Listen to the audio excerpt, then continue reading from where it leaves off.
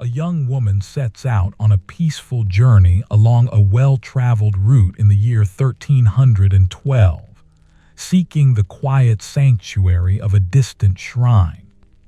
As she walks through rolling countryside and small villages, she tends to simple tasks and meets kind souls who offer shelter and sustenance along the way. Good evening and welcome. I am glad you are here. Our story tonight takes us to the countryside of England in the early autumn, where Margaret walks a gentle pilgrim's road with the kind of steady grace that soothes the restless mind. Settle yourself comfortably. Let this story be a soft place to rest. Margaret, 28 years old, had always known the rhythm of walking. Her feet, accustomed to long days of tending the garden and moving through the village, found their own pace as the morning light spread across the fields before her. Work-reddened hands gripped the strap of her small traveling bundle, and dark hair, streaked early with threads of silver, lay tucked beneath a linen coif that protected her from the day's gentle warmth. The road beneath her feet was packed earth, worn smooth by countless other travelers, and the sensation of it, firm yet yielding, seemed to whisper encouragement with each step. The September air carried the scent of hay drying in distant fields, and beneath it, the earthy smell of turned soil where the harvest was beginning. Her breathing found a slow, meditative rhythm, matching the pace of her footsteps. There was no urgency in her journey, no deadline waiting at the shrine. The pilgrimage itself was the purpose, and every mile was a prayer spoken through her body's motion. Around her, the landscape unfolded in gentle waves, hedgerows heavy with blackberries, their dark fruit glinting in the morning sun, and oak trees standing patient and ancient, their leaves already beginning the slow turn toward gold. By midday, when the warmth had grown more substantial, Margaret came upon a small village nestled in a fold of the land. Smoke rose from chimneys in thin, blue spirals, and she could hear the distant sound of a bell, perhaps calling the faithful to prayer, or perhaps simply marking the passage of time. The village smelled of bread baking, and her stomach responded with a gentle reminder that she had walked far since dawn. She slowed her pace, her breathing deepening as she approached the first cottage. An older woman was sitting in the doorway, mending a length of cloth. She looked up as Margaret drew near, and something in her expression, a recognition perhaps of one who understood the pilgrim's path, opened like a door. The woman's name was Alice, and though Margaret had never met her before, within moments they were speaking as if they had known each other for years. Alice offered her bread, still warm from the oven, and a cup of small ale, cool from the cellar. The bread tasted of grain and salt, and the particular comfort that only freshly baked bread can offer. Margaret sat on a low stool in the shade of Alice's cottage while she ate, and the older woman continued her mending, her needle moving in steady, practiced arcs. The two of them did not need to fill every silence with words. There was a peacefulness in their companionship, the sound of the needle passing through cloth, the distant blowing of cattle, the soft breeze that moved through the cottage garden, carrying with it the scent of herbs growing in neat rows. Margaret noticed how Alice's hands moved with the same unhurried confidence that came from years of work, and something in that observation brought her a quiet sense of kinship. When it was time to continue, Alice walked with her to the edge of the village and pressed a small wrapped bundle into her hands, cheese and dried apples, enough for several days if she was careful. The older woman's work-weathered face creased into a smile, and she made a gesture of blessing, crossing her fingers in the old way, the way that her grandmother's grandmother might have done. Margaret felt tears prick her eyes, not from sadness, but from the simple kindness of encountering another soul on the road. The afternoon stretched ahead, long and golden. The road climbed gradually out of the village, and the landscape opened into wider vistas. Margaret could see for miles in some directions, rolling fields of grain just turning toward harvest gold, church spires marking distant villages, and far away, the faint line of a forest where the land rolled up toward higher ground. Her feet continued their steady rhythm, and with each step, something in her shoulders seemed to relax further, as if the pilgrimage itself was gently unknotting the tensions she had carried for so long. As evening approached and the light began its slow turn toward amber and rose, Margaret saw a small chapel standing alone on a hillside. It was built of gray stone, and its roof was thatched with straw that had weathered to the color of old honey. Smoke curled from a chimney attached to a small cottage nearby, the dwelling of the hermit or lay brother who kept the chapel, she supposed. She approached slowly, offering a quiet prayer of gratitude for having found shelter as the day waned. An old man emerged from the cottage as she drew near.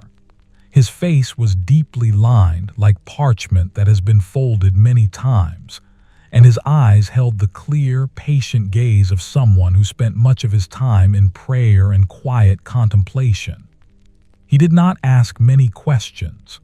He simply gestured toward a small outbuilding, a shelter for pilgrims. He indicated with a gesture and brought her fresh water in a ceramic jug, still cool from the well. The water tasted of stone and minerals and the deep earth, and when she drank it, she felt as though she were drinking something ancient and true. That night, Margaret lay on a bed of straw covered with a clean, rough blanket in the pilgrim's shelter. Through the small window, she could see stars beginning to emerge in the deepening blue of the sky. Her body ached with the good ache of honest walking, her legs pleasantly tired, her feet warm and heavy. She could hear the sound of evening bells from the chapel, the notes floating through the air with a clarity that seemed to pierce through to something deep within her chest. The scent of lavender hung faintly in the air, as if the old man had dried it and hung it here for pilgrims to breathe, to ease them toward sleep. As darkness settled fully, Margaret found herself thinking about the road ahead. There were many miles still to walk, many villages she had never seen, many strangers who might offer her bread and kindness. But there was no pressure in these thoughts, no sense of urgency. The journey unfolded before her like a tapestry being slowly revealed, one thread at a time, and she was content to walk forward at whatever pace the road required. Her breathing deepened, became more regular, and the gentle rise and fall of her chest seemed to match the rhythm of a great, peaceful heartbeat beneath the earth itself. Margaret woke to the sound of birds singing in the hedgerow near the chapel. The light coming through the small window was soft and gray, the pale gold of early dawn not yet brightened to full morning.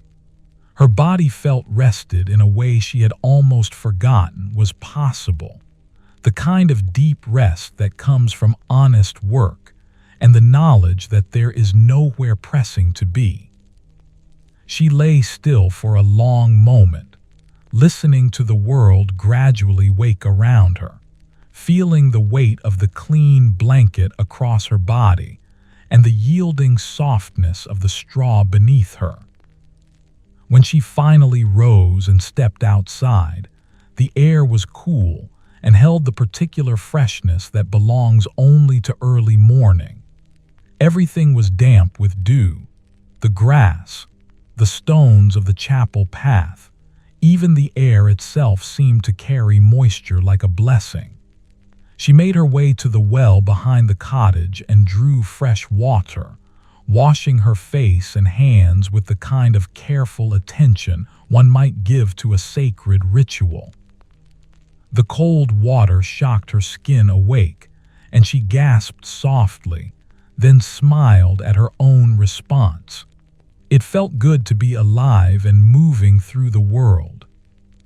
The old man appeared as she was wringing water from her hands. He carried a small loaf of dark bread and a cup of something warm, a broth made with herbs and vegetables she could smell. Together they sat on a bench outside the cottage, and they ate in companionable silence while the dawn continued its slow transformation of the landscape. The old man's hands, gnarled and spotted with age, moved with deliberate care as he broke his bread. Margaret found herself watching his movements with the same observant attention she brought to everything these days, noticing how even the smallest actions seemed to carry intention and gentleness. After they had finished eating, the old man rose and gestured for Margaret to follow him. He led her to a small garden behind the cottage where herbs grew in neat rows: lavender and rosemary, sage and thyme, and other plants whose names she recognized, and some whose names she did not know. The scent of the herbs, crushed slightly by the morning dew, rose up around them like a prayer made visible. The old man selected several sprigs of lavender and dried mint, wrapping them carefully in a small scrap of linen, and pressing them into Margaret's hands. When she looked up at him in gratitude, his weathered face creased into a smile, and he made that same gesture of blessing he had seen other pilgrims receive, a simple crossing of his fingers, a whispered word she could not quite hear. The sun was beginning to clear the horizon when Margaret shouldered her bundle once more and set her face toward the road. The old man walked with her as far as the chapel gate, and there he stopped, placing one gnarled hand briefly on her shoulder. The weight of it, gentle and steady, seemed to carry an entire conversation, all the things he might have said about the road ahead, about courage and patience, and the quiet strength that comes from walking forward one step at a time. Then he released her, and Margaret continued on. The road that morning wound through a landscape that grew gradually more wooded. The fields of the previous day gave way to patches of forest, and the sounds around her changed. Where before she had heard mostly the calls of birds and the rustle of wind through grain, now there was the sound of leaves shifting in the breeze, and occasionally the sudden panic of some small creature fleeing her approach. The canopy overhead grew thicker, dappling the path with patches of shadow and fragments of golden light. It was cooler here, and the air smelled different, of damp earth and growing things, with an undertone of mushrooms and rich soil. Margaret's pace naturally slowed as the path became less even, picking her way carefully around roots and stones. There was something deeply soothing about this slower movement, about being forced to pay attention to each step. Her work-reddened hands reached out instinctively to steady herself on tree trunks as the path descended, and she found herself grateful for all the years of physical labor that had made her strong enough for this journey. Her muscles knew how to work, how to persist, how to move through the world with quiet competence. By midday, The forest had opened into a wider valley where a stream ran clear and swift over rounded stones. The sound of the water was constant and peaceful, a background music that seemed to slow the very passage of time. Margaret found a spot where a flat rock jutted into the stream, and she sat there, removing her shoes and stockings to soak her feet in the cold, moving water. The sensation was immediate and vivid, the stones beneath her soles smooth and slippery, the current tugging gently at her ankles, the cold gradually spreading through her feet like a slow revelation. Above her, the sun filtered through the leaves in golden shafts, and she could hear the sound of insects moving in the grass, a small, quiet symphony of life going about its business. She sat there for longer than she perhaps needed to, but there was no hurry. The lavender and mint from the old man's garden released their scent as she moved, tucked safely in her bundle, and the smell of them mixed with the green smell of the forest and the mineral smell of the stone beneath her. When she finally stood to continue, her feet felt renewed, the ache from the previous day's walking having eased into a pleasant awareness of her own strength. The afternoon brought her to a small mill nestled beside the stream. The great wheel turned slowly, powered by the water's current, and the rhythmic creaking of it was hypnotic. She could hear the sound of grain being ground, a low rumbling that vibrated through the very air. A miller's wife emerged from the cottage attached to the mill, a woman perhaps 50 years old with flour dusting her dark hair and apron. Her name was Joan, and when she heard that Margaret was a pilgrim walking to the shrine, her face softened with a recognition that Margaret was beginning to understand came often to those on the pilgrim's road. Joan offered her shelter for the night, though the sun had not yet begun to set. There was no ceremony to the offer, no questions about who Margaret was or where she had come from. Pilgrims were simply received, the way certain plants are received by soil, as natural, necessary, and welcomed. Margaret's small room that night was in the loft above the mill, and as darkness fell, the sound of the great wheel gradually slowed and stilled. But the vibration of it seemed to linger in the air, a gentle humming that seemed to resonate with something deep in her bones. Joan had given her clean water and a meal of pottage thick with barley and herbs. The herbs, Margaret suspected, were from a garden much like the old man's. As she lay in her narrow bed, listening to the occasional creak of the mill's wooden frame settling for the night, Margaret felt a profound sense of ease settle over her.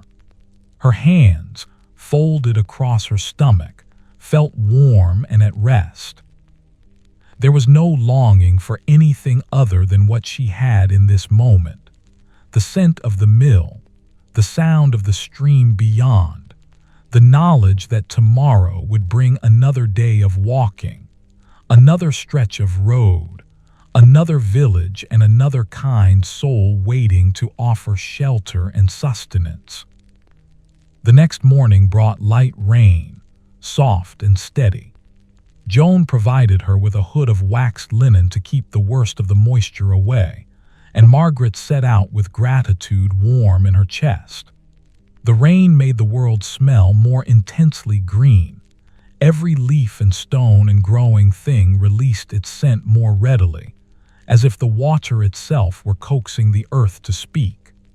Her feet found their rhythm despite the slippery footing, and her body seemed to know without thinking how to navigate the uncertain ground. By afternoon, the rain had eased to a mist, and the landscape opened again into fields. Here and there she passed other travelers, a merchant with a cart drawn by oxen, a group of monks moving in silent procession, an old man carrying a staff topped with a scallop shell, the sign of a pilgrim who had traveled far. They exchanged nods of recognition as they passed, a wordless acknowledgement of shared purpose. Margaret found herself smiling at these encounters, grateful for the brief connection to others on similar journeys. As evening approached, she came to a larger village, one with a church at its center and several buildings clustered around it.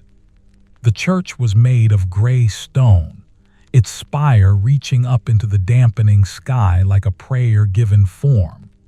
An older woman wearing the simple clothes and veil of someone devoted to service stood near the church gate. When she saw Margaret, she seemed to recognize immediately what she was, and she gestured for her to follow. This was Eleanor, a woman of perhaps 60 years who kept a small hospice for pilgrims attached to the church. Her hands, weathered and capable, moved with efficient grace as she showed Margaret to a small, clean room and provided her with everything she might need: fresh water, a cloth to dry herself, and bread with cheese. Eleanor's movements were brisk but unhurried, and Margaret sensed in her a woman of deep practical wisdom, someone who understood both the physical needs of the weary and the spiritual hunger that often drove pilgrims forward. That evening, Eleanor brought Margaret to the church's small chapel, where a handful of other pilgrims had gathered. They stood together while a priest, an elderly man with kind eyes, said the evening prayers. The words rose up into the candlelit space, echoing gently from the stone walls. Margaret found herself breathing in rhythm with the prayers, her chest rising and falling in synchronization with the rhythm of the liturgy. The candles burned steadily, their light creating pools of amber in the surrounding shadows, and the smell of wax and incense hung in the cool air like a benediction. After the prayers, one of the other pilgrims, a younger woman perhaps Margaret's age, came and sat beside her on the bench. Her name was Agnes, and she too was walking to the shrine, though she had begun her journey from a village several days' walk to the north. They spoke quietly in the dimming light, exchanging observations about the road, the kindness of strangers, the way the landscape seemed to change daily. Agnes had noticed something that Margaret found comforting, that the further you traveled on a pilgrimage, the more you seemed to shed the concerns that had weighed on you at the beginning. The road itself, it seemed, had a way of teaching you to release what could not be carried. That night, Margaret lay in her small room at the hospice and listened to the bells of the church tower marking the hours. They rang out clear and true in the darkness, and there was something profoundly comforting about their regularity, their certainty. The sound seemed to anchor her in time, reminding her that she was part of something larger, a continuous stream of pilgrims walking roads, a chain of prayer and devotion that stretched back centuries and forward into time yet to come. Her body, tired from days of walking, settled more deeply into the straw mattress beneath her, and her breathing became slower, more measured. The morning after Margaret left the hospice, the landscape began to shift again. The gentle rolling fields gave way to more substantial hills, and the road itself grew steeper, more deliberate in its upward climb. The air, as she climbed higher, became cooler and carried the scent of pine and stone. She could see further from these heights. The world seemed to expand as she rose, offering her glimpses of valleys and distant villages that she would pass through in days to come. Agnes had decided to continue the pilgrimage alongside Margaret, their paths having aligned so naturally that neither had needed to ask the question aloud. They walked together in the kind of companionable silence that develops between people who understand that words are not always necessary. Agnes, 30 years old, was quieter than Margaret, with calloused fingers and hair the color of wet wheat that she kept bound tightly beneath her coif. There was something meditative in her presence, and Margaret found that walking beside her made her own thoughts grow even more peaceful, as if Agnes's quietness were contagious. On the third day of walking together, they came upon a small stone shelter built into the hillside, one of many structures scattered along the pilgrim roads, placed there by long-ago benefactors to offer respite to weary travelers. It was built low and simple, with an open front facing the road, and inside it was clean and dry, with a stone bench running along one wall. The afternoon had grown warm, and when they stepped into the cool interior, it felt like stepping into a different season entirely. Margaret sat on the bench, and Agnes settled beside her, and they shared the bread and cheese that Alina had sent with them from the hospice. Margaret found herself observing Agnes more carefully as they ate, noticing small things about her companion. The way Agnes's fingers moved as she broke her bread, methodical, precise. The way her eyes seemed to take in details of the landscape that others might miss. A bird's nest abandoned in the crook of a tree branch, the particular pattern of lichen growing on a stone. The way she hummed, very quietly, while she worked at mending a small tear in her cloak, an old plain-chant melody, the kind that might have been sung in monasteries for generations uncounted. There was something deeply centered about Agnes, as if she had always understood something about the world that most people spent their entire lives trying to learn. The shelter, though simple, seemed to hold something of the peace that Margaret had begun to associate with pilgrimage. Perhaps it was the stone itself, worn smooth by the passage of countless hands before hers. Perhaps it was the quality of light that filtered through the open entrance, creating patterns on the stone floor that shifted gradually as the sun moved across the sky. Or perhaps it was simply that this place had been built specifically to offer shelter, and that intention seemed to have seeped into the very walls. Margaret found herself content to sit quietly, watching the light change, feeling the steadiness of the bench beneath her, listening to the small sounds of the forest around them, birds calling, leaves moving in the breeze, the distant sound of water running somewhere unseen. When they emerged from the shelter and continued up the road, the afternoon had grown toward evening. The path curved around the side of the hill, and suddenly the view opened dramatically. They could see for miles in all directions, a landscape of layered hills and valleys, with villages scattered like small blessings across the terrain. Far away, at the edge of what Margaret could see, there was the suggestion of a larger settlement, with a church spire that caught the light and gleamed like a beacon. Agnes pointed toward it without speaking, and Margaret understood that this was the direction of their continued journey. They found lodging that evening in a small village built around a market square. It was a Thursday, and the market had been in progress earlier, though most of the merchants had packed up their stalls by the time the two women arrived.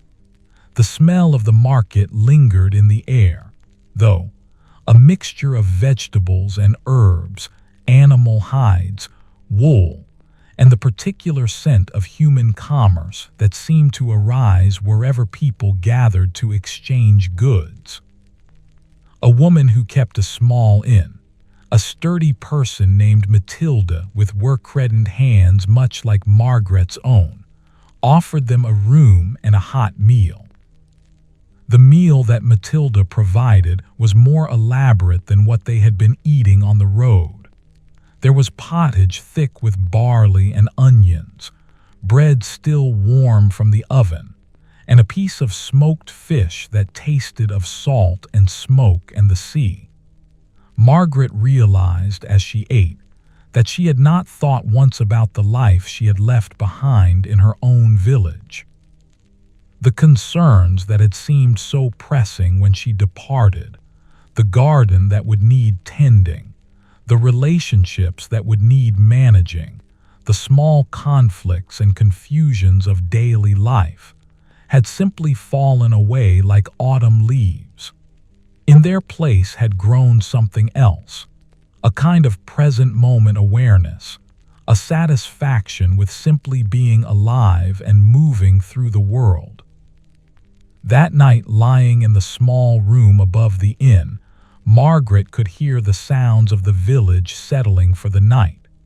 The inn was full of travelers, and there were muted conversations in other rooms, the occasional creak of boards, the sound of someone moving in the darkness. But these sounds were not intrusive. Instead, they seemed to weave themselves into a gentle tapestry of human habitation, reminding her that she was part of a community of travelers, all of them moving through the world in their own ways, all of them seeking something that the road itself seemed to offer. The next morning brought rain again, but this time it was warmer, almost gentle in its persistence. Margaret and Agnes set out early, their cloaks darkening as the moisture soaked into the wool. The rain made the world smell intensely alive.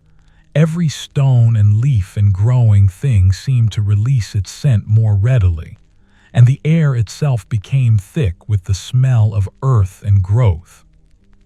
They walked without speaking, and their footsteps made soft sounds on the wet path, a rhythm that seemed to match some deeper rhythm in the world itself. By midday, they came upon a stream swollen with rainwater, moving swift and brown over its rocky bed. The bridge that should have crossed it was partially submerged, making passage uncertain. Margaret stood for a moment, observing the water, feeling no anxiety about the obstacle.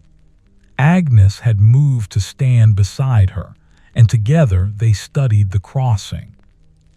Then, without discussion, Agnes began removing her shoes and stockings, and Margaret understood that they would wade rather than risk the uncertain footing of the partially submerged bridge. The water was shockingly cold, and the current was stronger than it appeared from above. Margaret held her bundle high and moved carefully, testing each step before committing her full weight. The stones beneath her feet were slippery, but her work-reddened hands, instinctively reaching out, found purchase on Agnes's shoulder, and Agnes's calloused fingers gripped Margaret's arm in return. Together they moved across, moving slowly and deliberately, and when they reached the far bank and climbed out onto the grass, both of them were shaking, partly from cold, partly from the effort of concentration that the crossing had required. They stood for a long time on the far bank, letting the afternoon sun begin to dry their lower garments and their feet. There was no urgency to move forward, and neither of them suggested it. Instead, they sat on a grassy bank overlooking the stream and watched the water rush past, its voice constant and soothing. Margaret found herself thinking about how the stream cared nothing for the rain that had swollen it, how it simply moved forward with its nature unchanged, how obstacles and challenges seemed to be simply part of what it meant to be a stream. The observation brought a kind of peace with it, and she felt her shoulders drop lower as the afternoon light grew warmer. The village they came to that evening was larger than the others, a market town with several streets arranged around the church at its center. The church here was built of a gray stone that had weathered to nearly silver in places, and its windows were larger than those of smaller villages, suggesting some prosperity and stability. As they walked through the town, Margaret noticed details that spoke of organization and commerce. A baker's shop where bread was laid out in the window, a smith's forge where she could hear the ring of hammer on metal, a woman spinning wool by a window, her wheel turning in that hypnotic rhythm that Margaret had always found calming. They sought lodging at a house marked with a sign indicating it offered rooms to travelers. The woman who answered the door was young, perhaps 25 or 30, with auburn hair escaping from beneath her coif and an expression of kind efficiency. Her name was Catherine, and she showed them to a room that was larger and cleaner than most they had occupied so far. There was even a window with actual glass, a luxury that spoke of some wealth or at least of proximity to trade routes where such things could be obtained. That evening, Catherine brought them warm water for washing and fresh clothes that had been left behind by previous guests, simple linen undertunic, and a woolen overdress that fit Margaret reasonably well. The sensation of clean clothes against her skin was almost overwhelming in its comfort. She found herself standing for a long moment, simply feeling the fabric against her body, breathing in the scent of the herbs that had been laid in the clothes chest to keep them fresh. Catherine provided them with a meal eaten at a long table where other travelers were also dining. There was a merchant who had come from the east, carrying silks and spices that he described in a quiet voice to his companion. There was an old pilgrim, clearly far along on his journey. His clothes were worn thin, and his face was weathered like old leather, who ate slowly and methodically, speaking to no one. There was a young man who might have been a clerk or a scholar, judging by his hands and bearing, though he too was relatively silent. The table was not loud or chaotic, but rather seemed to exist in a kind of contemplative quiet, each person absorbed in their own journey, their own thoughts. After the meal, Margaret found herself standing with Catherine in the kitchen, helping her clean the cooking pots. The work was simple and meditative, dipping cloth into warm water, rubbing away residue, rinsing in clean water, repeating the action again and again. Catherine worked with the same kind of unhurried grace that Margaret had come to associate with people whose lives were lived in service to others. As they worked, Catherine told her briefly about how she had come to keep this hospice. Her husband had been a merchant, and when he died, the church had suggested that she use their house to provide shelter for travelers. It seemed to suit her, she said, this work of offering hospitality. It gave her days structure and purpose, and it meant that she was never without company. Margaret understood, listening to Catherine speak, that there were many ways a person could live a meaningful life, many different roads that led toward a kind of peace. Catherine had found hers not through wandering, but through remaining rooted in one place and offering welcome to those who passed through. Margaret's road led elsewhere, but she felt a kinship with this woman who understood something fundamental about the value of offering comfort and shelter to strangers. The next morning, refreshed by the clean clothes and good rest, Margaret and Agnes continued their journey. The town fell away behind them, and the landscape opened again into fields and scattered woodlands. They had now been walking for over a week, and Margaret could feel the changes in her body.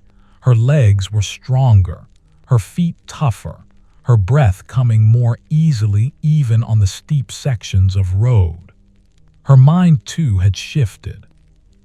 The constant low hum of concern that had characterized her thoughts in the village had been replaced by a kind of serene awareness of the present moment. One afternoon, as they crested a particularly steep hill, the landscape ahead changed dramatically. The land fell away into a wide valley, and there, nestled at the far end of it, was a town larger than any they had yet seen. And rising above the town, visible even from this distance, was the spire of a church so tall and so elegant that it seemed to touch the very sky. Margaret and Agnes both stopped, struck silent by the sight. They did not need to ask each other if this was their destination. The knowledge seemed to arrive in the air itself, in the quality of light that surrounded the distant spire, in some intuition deeper than words. The descent into the valley took most of the afternoon and evening. The path wound downward through increasingly cultivated land, orchards and gardens, fields prepared for planting, stone walls that marked boundaries and territories. As they descended, they began to encounter more people, farmers returning from fields, a woman carrying a basket of herbs to market, a group of children herding geese. All of these people moved aside respectfully as Margaret and Agnes passed, seeming to recognize them as pilgrims moving toward the shrine. By the time they reached the outskirts of the town itself, darkness was falling.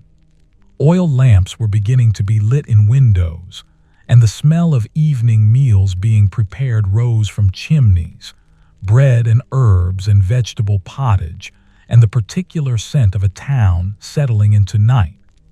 Margaret found herself moving more slowly, almost reluctant to rush forward to the end of her journey. She had grown accustomed to the rhythm of walking, to the quiet peace that the road had offered.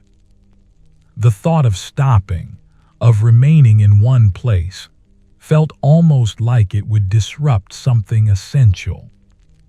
But Agnes reached over and placed her calloused hand briefly on Margaret's shoulder, and in that gesture was an understanding that the journey's end was also a kind of beginning, that arriving at the shrine would not diminish what the road had taught, but rather would deepen it and allow it to settle into her bones. The town itself unfolded gradually as Margaret and Agnes moved deeper into it. The streets were wider than those of the smaller villages they had passed through, and the buildings pressed closer together, creating corridors of shadow and lamplight. The air was thick with the accumulated sense of a larger settlement, baking bread, animal waste, human habitation, smoke from countless chimneys, the smell of leather from a tanner's workshop, herbs hanging to dry in shop windows. It was not unpleasant, but it was rich and complex in a way that made Margaret feel both more awake and more contemplative. They made their way toward the church, following a kind of instinct and the occasional helpful gesture from townspeople who seemed to recognize them as pilgrims. The streets grew quieter as evening deepened, and gradually the great spire they had seen from the hillside rose up before them, dominating the darkness. The church itself was built of pale stone that seemed to hold and reflect what little light remained, creating an almost luminous quality in the gathering dusk. A woman standing near the church gate seemed to be waiting for them, as if she had been expecting pilgrims to arrive at precisely this hour. She was perhaps 60 years old, with silver hair visible beneath her linen veil, and a face lined with the kind of gentle experience that comes from having helped many people over many years. Her name was Eleanor, a different Eleanor from the one who had kept the hospice at the earlier village, but Margaret found herself smiling at the repetition of the name. It seemed fitting somehow that there were many Eleanors walking through the world, all of them carrying the same name and similar qualities of kindness. This Eleanor offered them shelter in the pilgrims' hostel attached to the shrine. It was larger and more organized than the smaller hospices they had stayed in, with several rooms and a common area where other pilgrims were gathered. There were perhaps a dozen people there, some who had clearly just arrived like Margaret and Agnes, others who had apparently been waiting for several days for the shrine to open for special devotions. The atmosphere in the hostel was quiet and concentrated, as if everyone within these walls had set aside the concerns of the everyday world and was focused entirely on the spiritual purpose of their journey. Eleanor showed them to a small, clean room and brought them water for washing. She moved with unhurried efficiency, and Margaret noticed the same work-reddened hands and capable manner that she had come to recognize in women who spent their lives in service. As Eleanor was leaving, she paused in the doorway and offered them a gentle piece of guidance. The shrine would open in the morning, she said, and they would have the opportunity to make their devotions in whatever way felt right to them. There was no ceremony required, no specific ritual they needed to follow. The shrine simply offered itself to those who came seeking, and each person's interaction with that sacred space would be their own.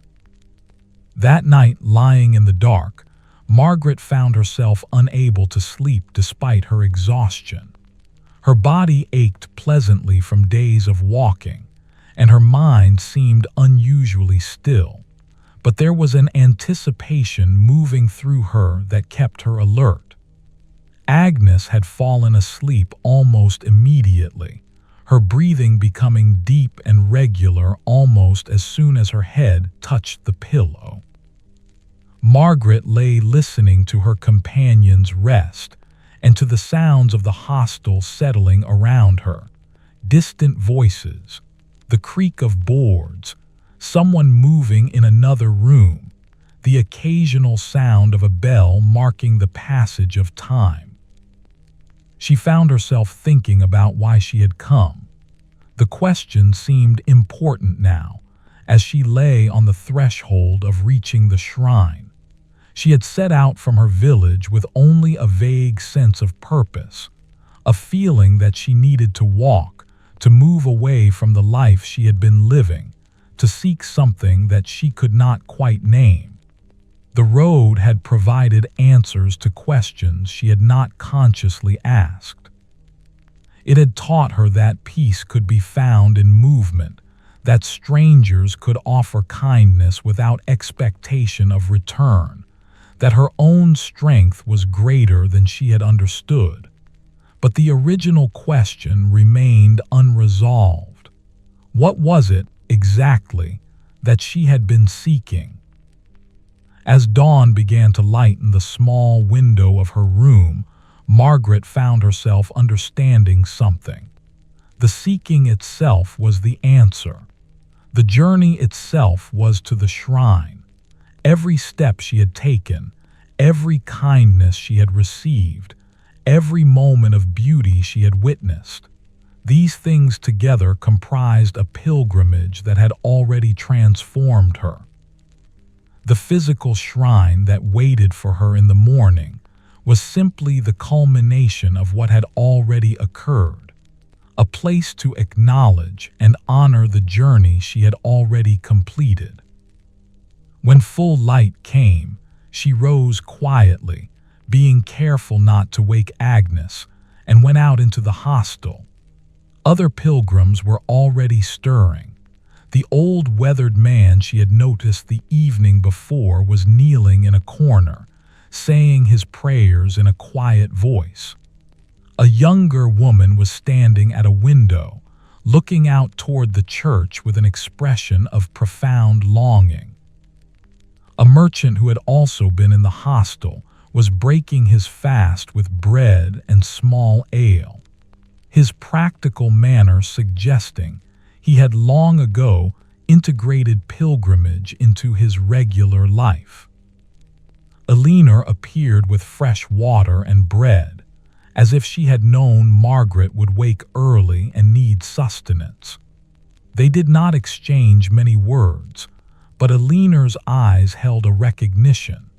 She seemed to understand what Margaret was experiencing, that particular blend of anticipation and fulfillment that comes when a long journey is about to reach its culmination.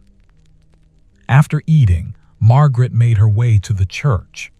The doors were open, and the interior was cool and still, lit by candles that burned steadily despite the morning light filtering through the windows.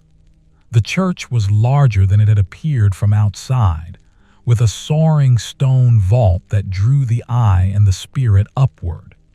Pillars rose up like ancient trees, and the walls seemed to contain centuries of prayer within their stones. At the far end of the church, beyond the altar, was the entrance to the shrine itself. It was a small room, separate from the main body of the church, and it glowed with candlelight. Margaret found herself moving toward it without conscious decision, drawn by something that felt both external and deeply internal.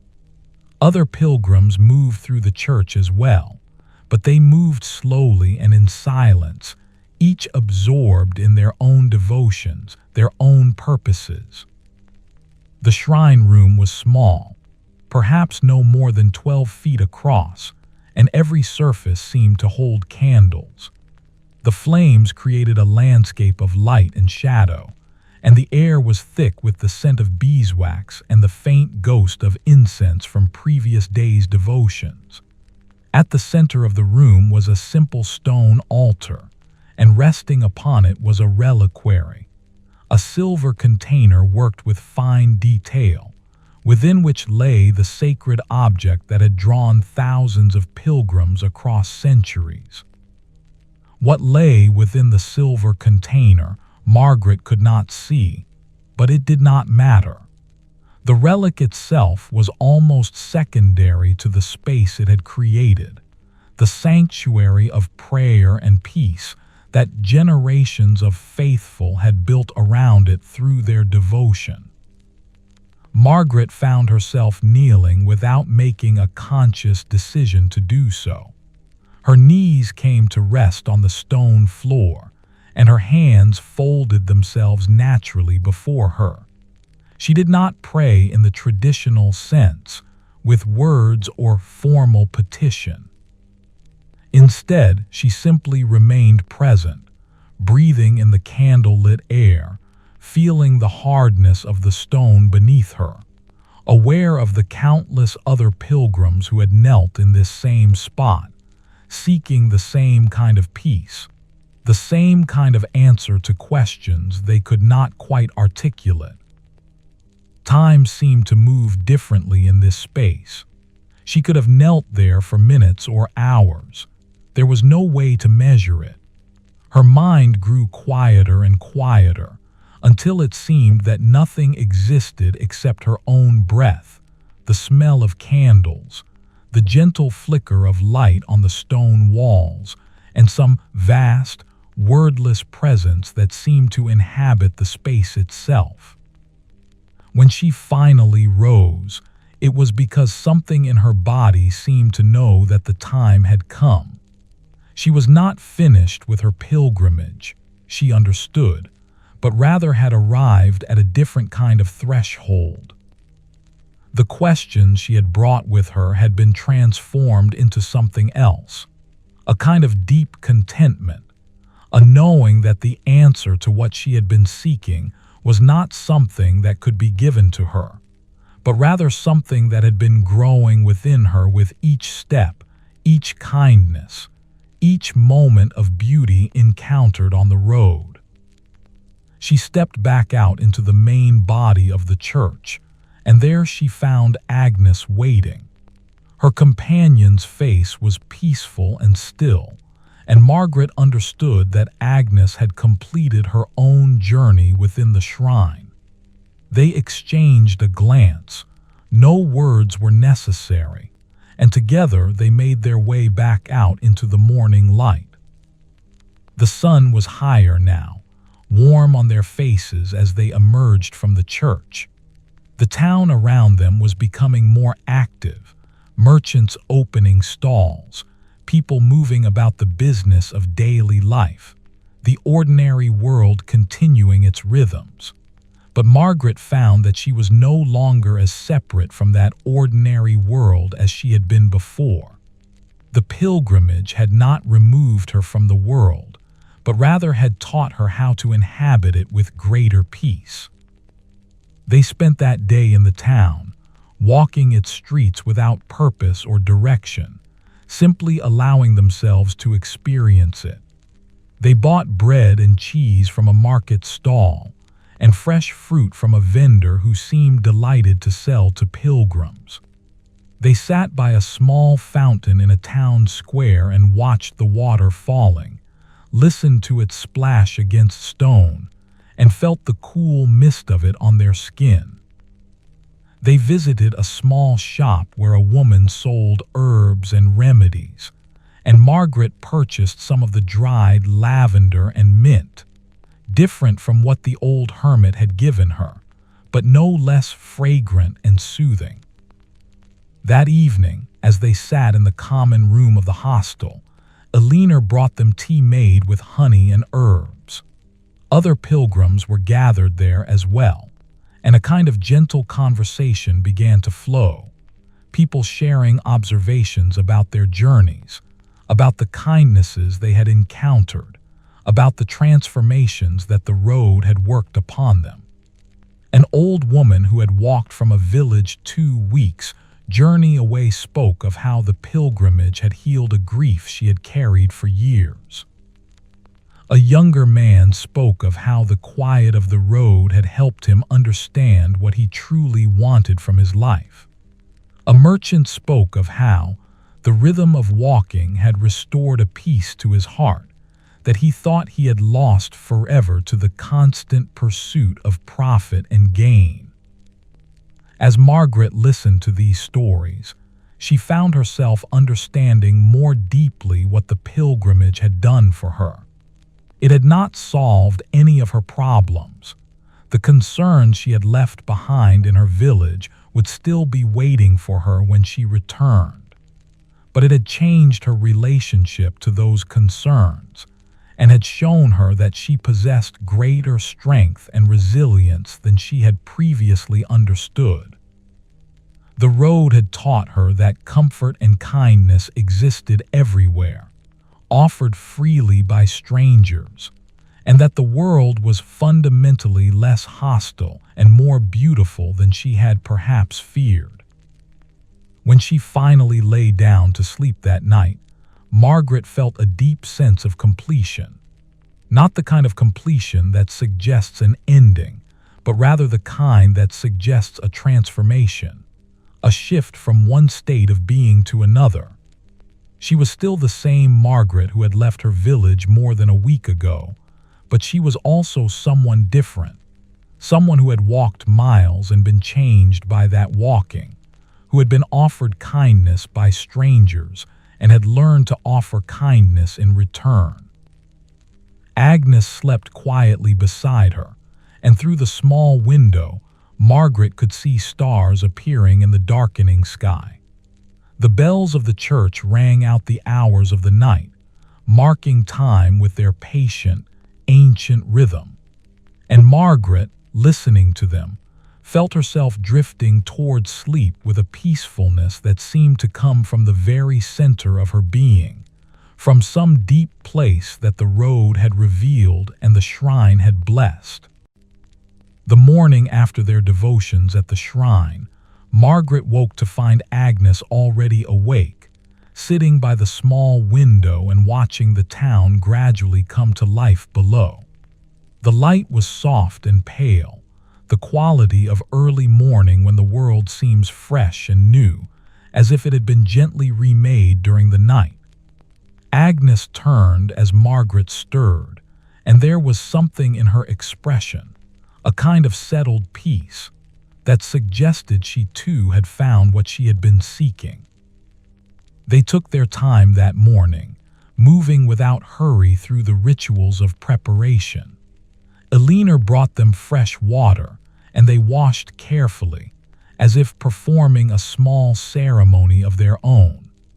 Margaret found herself noticing details she might have overlooked before: the texture of the linen cloth as she dried her hands, the particular scent of the soap that Eleanor provided, made with herbs and rendered fat.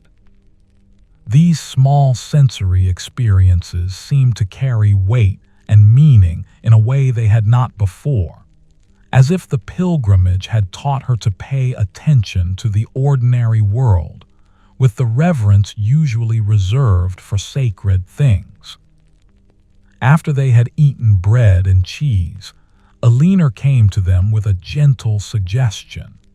She knew that many pilgrims, after reaching the shrine, felt called to linger for a day or two more before beginning the journey home. There was a peace that came from allowing the transformation to settle, she said, from giving oneself time to integrate the changes that the pilgrimage had worked. She offered them the use of the room for as long as they wished to stay, asking only that they help with small tasks around the hostel if they felt inclined. Margaret and Agnes exchanged a glance, and without needing to discuss it further, they both understood that they would stay. There was no urgency pulling them back toward home, no sense that time was passing wastefully. Instead, there seemed to be value in remaining in this liminal space for a little longer, in this town that existed between their old life and whatever new understanding they would carry forward. That day, they helped Eleanor with various tasks around the hostel. Margaret found herself assisting with the preparation of meals, chopping vegetables, stirring pots of pottage that simmered slowly over the fire, kneading bread dough until it was smooth and elastic beneath her work-reddened hands. There was something deeply soothing about this work, something that reminded her of the daily rhythms she had known in her own village, yet transformed by the knowledge of all the miles she had walked and all the people she had encountered. Agnes worked alongside her, and together they moved through the kitchen with an ease that suggested they had been working together for years rather than days. As they worked, Eleanor told them more about the shrine and its history. It had been a place of pilgrimage for generations, she said, since long before even she had come to tend to the pilgrims who arrived seeking healing and peace. The relic that lay at its heart had been brought here centuries ago, she believed, though the exact details had been lost to time. But that did not matter, really, she said. The importance of the shrine lay not in historical record, but in the countless transformations that had occurred within its walls, the griefs that had been eased, the confusions that had been clarified, the souls that had found peace. As the afternoon light began to shift toward evening, Margaret and Agnes stepped outside the hostel to walk through the town. They found themselves drawn toward the market square, where merchants were beginning to pack up their stalls after a day of selling. The smell of the market lingered in the air: vegetables and fruits, herbs and flowers, leather and wool, the accumulated sense of commerce and human gathering. An old woman was selling flowers, late summer blooms in shades of purple and gold and crimson, and Margaret found herself drawn to purchase a small bunch. The flowers were fragrant and delicate, and as she held them, she found herself thinking about how beauty and fragility existed together in the world, how the temporary nature of flowers made them more precious rather than less. They continued walking, following no particular path, simply allowing their feet to carry them where instinct suggested. The town seemed different to them now than it had the day before. Where they had moved through it as observers, seeking rest and shelter, they now moved through it with a different kind of attention. They noticed small details: a child playing with a wooden toy in a doorway, an old man sitting on a bench and watching the world pass by, a woman singing quietly as she hung washing to dry, a cat stretching in a patch of afternoon sun. By the time they circled back to the hostel, the light was beginning to shift toward evening. The bells of the church rang out, calling the faithful to prayer, and Margaret found herself wanting to return to the shrine once more before nightfall. Agnes seemed to feel the same impulse, and together they made their way back to the church. The shrine was quieter now than it had been in the morning. Only 2 other pilgrims were present: an old woman kneeling in profound silence, and a younger man who stood before the altar with his hands pressed together. Margaret and Agnes knelt in their turn, and once again Margaret found that her mind grew quiet and still in this sacred space. But this time, the experience was different. Where before she had felt a kind of desperate seeking, a question that needed answering, now she felt only gratitude. Gratitude for the road, for the kindness of strangers, for her own strength, for the beauty of the world, for the opportunity to have walked this pilgrimage. As darkness fell completely, they made their way back to the hostel. Eleanor had prepared a simple supper: pottage thick with barley and herbs, dark bread, and a cup of weak ale. Other pilgrims gathered in the common room, and the conversation this evening was gentler and more sparse than it had been the night before. People seemed to be moving into a state of rest, preparing themselves for the journey home or for whatever came next in their lives. As the evening deepened, Eleanor brought candles and placed them around the common room, creating pools of warm light. The older pilgrims began to drift toward their rooms, and eventually Margaret and Agnes found themselves alone with Eleanor and one other guest, a merchant who seemed to use the hostel as a regular stopping point on his travels.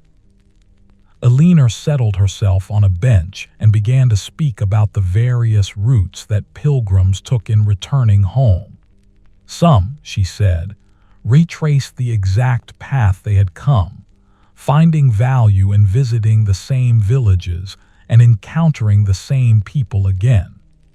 Others preferred to take different routes, discovering new landscapes and communities, allowing the pilgrimage to continue even as they moved away from the shrine.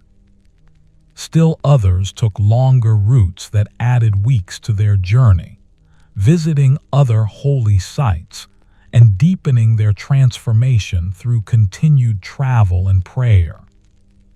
Margaret found herself listening intently to these descriptions, aware that the choice of return route was significant in some way she could not quite articulate.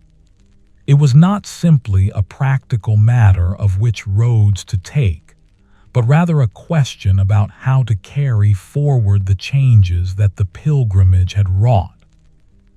As Eleanor spoke, Margaret found herself drawn toward the idea of a different route home, one that would take her through villages she had not yet seen, that would extend the period of her pilgrimage rather than contracting it. Agnes, listening to the same words, seemed to be having similar thoughts. When Eleanor finished speaking, Agnes turned to Margaret and asked quietly if she would like to continue traveling together on a different route home. There was something in the question that went deeper than the simple logistics of which path to take. It was, Margaret understood, a suggestion that their companionship had value, that walking together had created a bond that perhaps deserved to be extended. Margaret found herself nodding slowly. The idea of returning alone to her village, retracing the familiar path, suddenly seemed less appealing than the prospect of continuing to walk, continuing to discover new places and meet new people, continuing to allow the road to teach her whatever lessons it still had to offer. Eleanor smiled when they told her of their decision. She seemed unsurprised, as if she had already sensed the direction their hearts were moving. From her pocket, she withdrew a worn piece of parchment with markings on it, a map, she explained, that showed various routes pilgrims could take when leaving the shrine. She traced a path with her weathered finger, describing villages and monasteries and small hospices that lay along an alternative route home. It would add perhaps 2 weeks to their journey, she said, but it would bring them through some of the most beautiful countryside in the region, and they would encounter people and places that many pilgrims never saw. That night, as Margaret lay in her narrow bed, she felt a strange mixture of emotions. There was the satisfaction of completion. She had reached the shrine and fulfilled the primary goal of her pilgrimage. But there was also a sense of expansion, of new possibilities opening before her. The journey was not ending, but rather shifting into a different phase. She would not be returning home as the person who had left, but rather she would continue to be transformed, continue to be taught by the road, as long as she remained willing to walk. The next morning, after breaking their fast with Eleanor, Margaret and Agnes prepared to depart. Eleanor provided them with fresh supplies, bread and cheese, dried fruits and nuts, and a small packet of herbs for making tea. She also gave them each a small wooden pendant carved in the shape of a scallop shell, the symbol of pilgrimage. When Margaret held hers in her palm, feeling its smooth weight, she understood that it was a blessing, a physical reminder of the sacred nature of the journey they had undertaken. As they stood at the threshold of the hostel, ready to depart, Eleanor placed her work-reddened hands briefly on each of their shoulders. She spoke words of blessing. May your feet find solid ground. May your hearts remain open. May the road continue to reveal its secrets to you. There was a formality to the blessing, yet it was delivered with such warmth and genuine care that it felt deeply personal, as if Eleanor had blessed them with all the wisdom and love she had accumulated through years of tending to pilgrims. The town streets were busy with morning commerce as Margaret and Agnes made their way toward the northern gate, The direction that Alina had indicated would lead them toward the first of the villages on their new route. Merchants were opening stalls. People were moving about the business of daily life. And yet Margaret found that she moved through all of this activity with a kind of peaceful detachment. She was part of the town at this moment, but she was also not part of it. She belonged to the road, to the pilgrimage that continued unfolding with each step. As they passed through the gate and stepped out onto the road beyond, Margaret found herself turning back briefly to look at the town. The church spire rose above the buildings, catching the morning light, and she felt a profound gratitude move through her. She had come to the shrine seeking something she could not name, and in the seeking she had found not answers exactly, but rather a transformation so complete that the original questions no longer seemed relevant. The road stretched ahead of them, winding through rolling countryside that seemed new and full of possibility. Agnes walked beside her, and together they moved forward with the same unhurried pace that had characterized their entire journey. Behind them, the town gradually receded, but Margaret understood that it was not truly behind her. It had become part of her, had settled into her bones alongside the memory of every step, every kindness, every moment of beauty she had witnessed on the road. The landscape opened as they walked, revealing fields that were beginning the transition from late summer into early autumn. The light had a different quality now. It seemed to come from a lower angle, creating longer shadows and bringing out deeper colors in the grass and trees. The air was still warm, but there was a hint of coolness in it now, a suggestion that the season was shifting, that change was always moving beneath the surface of things, gentle but persistent. They passed through small villages and along country lanes. They encountered other travelers, farmers returning from fields, a woman carrying baskets of herbs to market, a group of monks walking in procession. Each encounter seemed to contain a small blessing, and Margaret found herself offering greetings to these strangers with a warmth and openness that surprised her with its naturalness. One afternoon, as they came upon a small stone bridge crossing a clear stream, Margaret and Agnes paused to rest. They sat on the bridge's low wall, and Margaret dangled her feet over the edge, watching the water flow beneath them. The sensation was cool and pleasant, and she found herself thinking about how the water, like the road, seemed to know where it needed to go without needing to question or doubt. It simply flowed, following the contours of the land, adapting to obstacles, always moving downward and forward with patient persistence. Agnes, sitting beside her, began to hum again, that old plain chant melody that Margaret had come to associate with her companion. The sound of it seemed to harmonize with the sound of the water, creating a kind of natural music.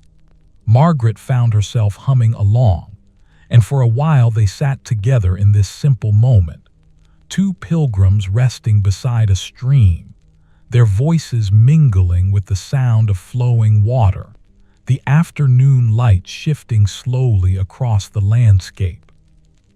As evening approached, they came to a monastery nestled in a valley, its stone buildings arranged around a central courtyard. The monks welcomed them with quiet hospitality, offering them a simple room and a meal prepared with care.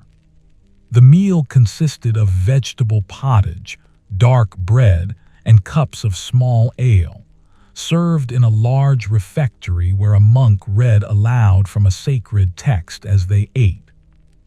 The monotone voice reading the Latin words seemed to transport Margaret to a place of profound peace, and she found that she could let her mind drift, her attention settling on the comfort of the food, the warmth of the room, the sound of the monks' voices.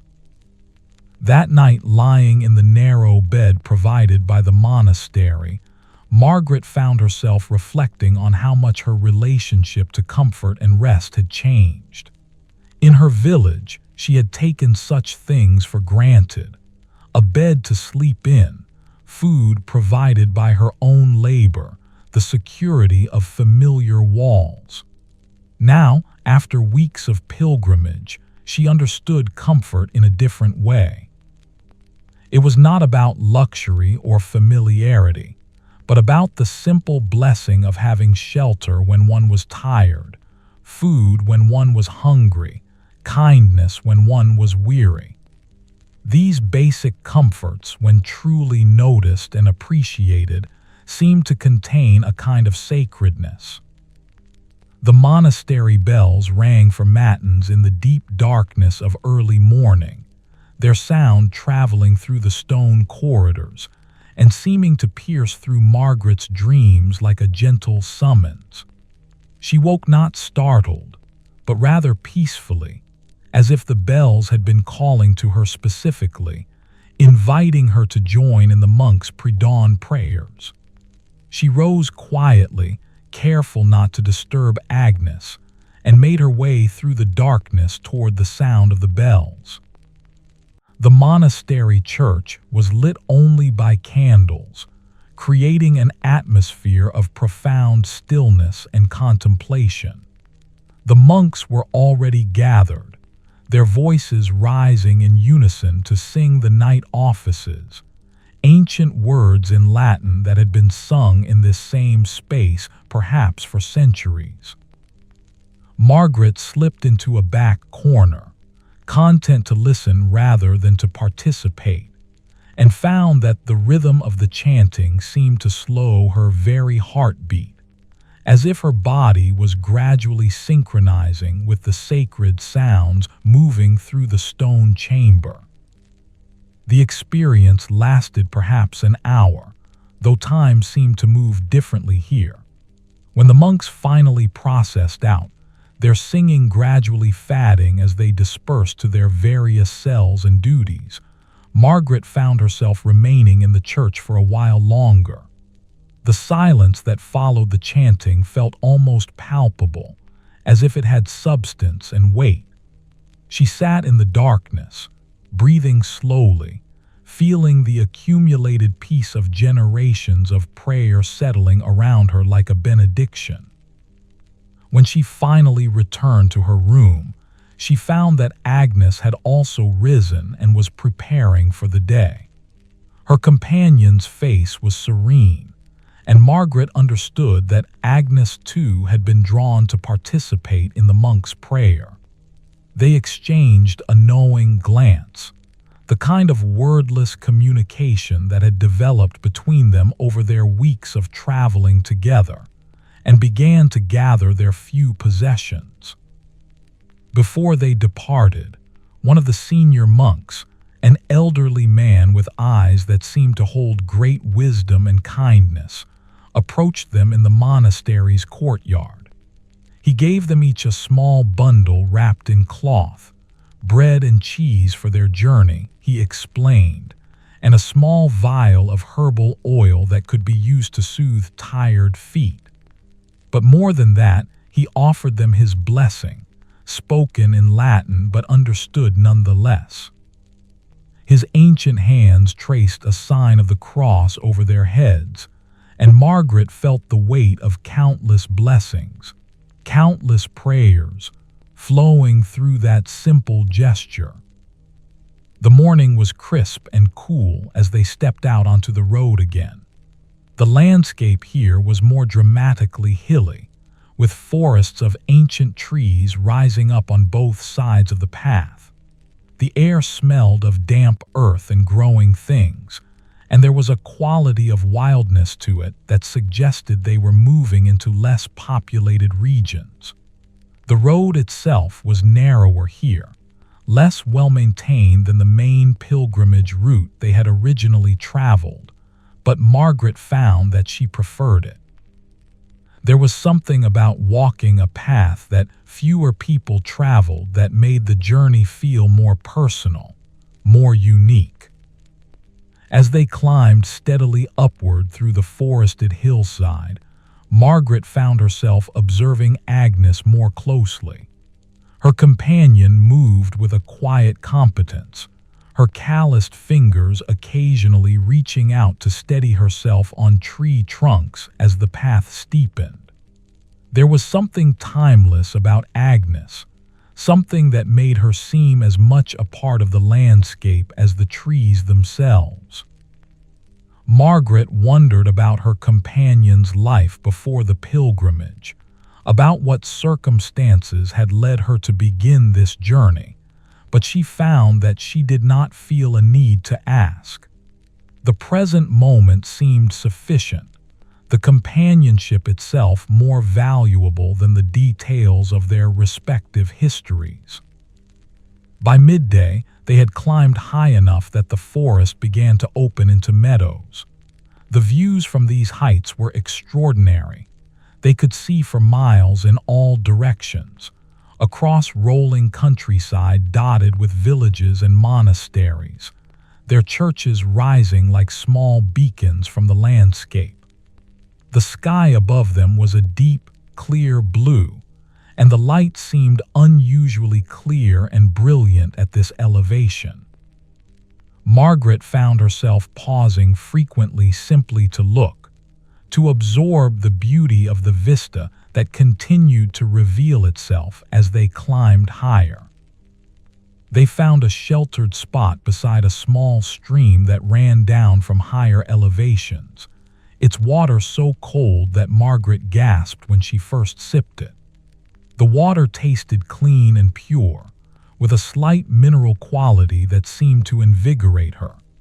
They sat beside the stream and shared the bread and cheese that the monastery monks had provided, and Margaret found that food tasted different at this elevation, more vivid somehow, as if the mountain air enhanced all the senses. Agnes pulled out a small knife and carved something into the bark of a nearby tree, nothing permanent, nothing that would damage the tree, simply a small mark that acknowledged their passage through this place. When Margaret asked what the mark meant, Agnes smiled slightly and said it was an old tradition, something her mother had taught her. Pilgrims were meant to leave traces of their passage, small acknowledgments that they had been here, had stood in this place and experienced its beauty. It was a form of gratitude, she explained, a way of saying thank you to the land itself. Margaret found the idea deeply moving. She too took out a small knife and made her own mark on a tree nearby, a simple straight line, nothing elaborate but something that said, "I was here, I witnessed this beauty, I am grateful." When she stepped back and looked at the marks she and Agnes had made, side by side on the tree, she felt a profound sense of connection to this place, to the moment, to the journey itself. As afternoon turned toward evening, they began to descend again from the high meadows. The terrain became gradually more forested, and the landscape shifted into a new configuration of valleys and hills. The path they followed seemed to be growing increasingly remote. They had encountered no other travelers all day, and the only sounds around them were the natural sounds of the forest. Birds calling, wind moving through leaves, the distant sound of water running. As darkness began to gather, they came upon a small hermitage nestled in a clearing beside a swift-running stream. It was built of stone and wood, with a thatched roof and a single tall window that glowed with candlelight. Smoke rose from a chimney, and the smell of cooking herbs drifted through the evening air. Margaret and Agnes exchanged a glance of relief. They had begun to wonder where they would find shelter as night approached, and here was an unexpected welcome. A hermit answered their knock, a woman of indeterminate age, perhaps 60 or perhaps 80, with hair completely white and a face that seemed to have been weathered by both sun and time. Her name was Beatrice, and she greeted them with a warmth that suggested she received visitors regularly despite the remote location of her dwelling. She invited them inside without question, as if she had been expecting them.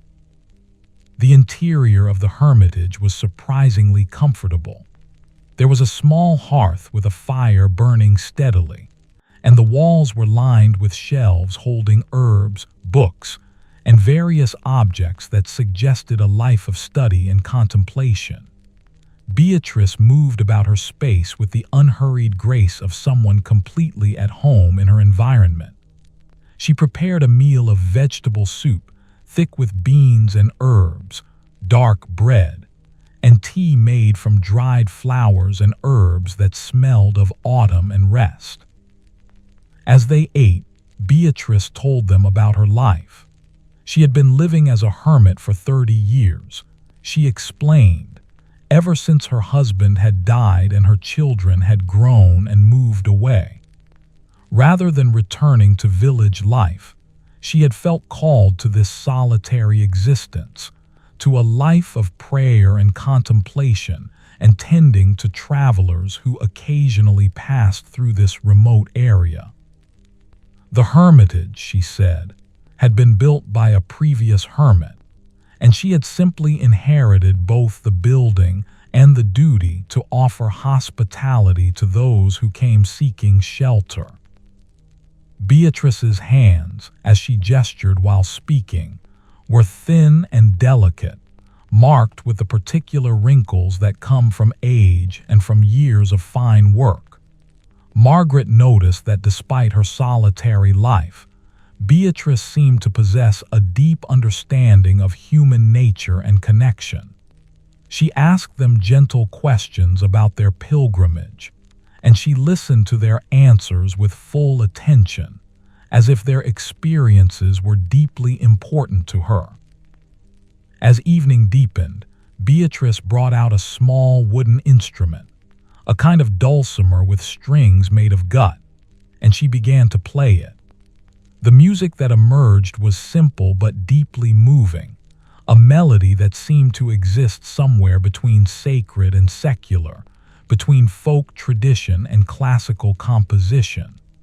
The sound of it filled the small hermitage, and Margaret found herself closing her eyes, allowing the music to carry her consciousness to some deeper place. Agnes began to hum along with the melody, and Margaret found herself joining in as well. The three of them created a kind of music together, Beatrice's instrument, Agnes's humming voice, and Margaret's own voice adding harmony. The experience seemed to create a kind of sacred space within the hermitage, a moment of perfect communion that transcended the ordinary boundaries between strangers. When the music finally came to an end, Beatrice set down her instrument and smiled. She told them that hospitality was one of the most sacred duties a person could undertake, and that music and kindness were the highest forms of prayer. Every act of genuine kindness, she said, every moment of true connection between human souls, was a form of communion as sacred as any formal liturgy. That night, sleeping in a small room that Beatrice had prepared for them, Margaret felt a profound sense of gratitude move through her. The pilgrimage continued to reveal new dimensions of itself, new people, new landscapes, new understandings of what it meant to walk the earth and seek connection with something larger than oneself. She found herself thinking about how the original journey to the shrine had been important, yes, but how equally important had been everything that had unfolded since. Every person met, every landscape encountered, every moment of simple beauty witnessed. The next morning, Beatrice provided them with supplies for several days, bread and dried fruits, nuts, and a small bundle of herbs tied together. She also gave them something more precious, directions to other hermitages and small monasteries scattered throughout the region, places where they would be welcomed and where they could find shelter.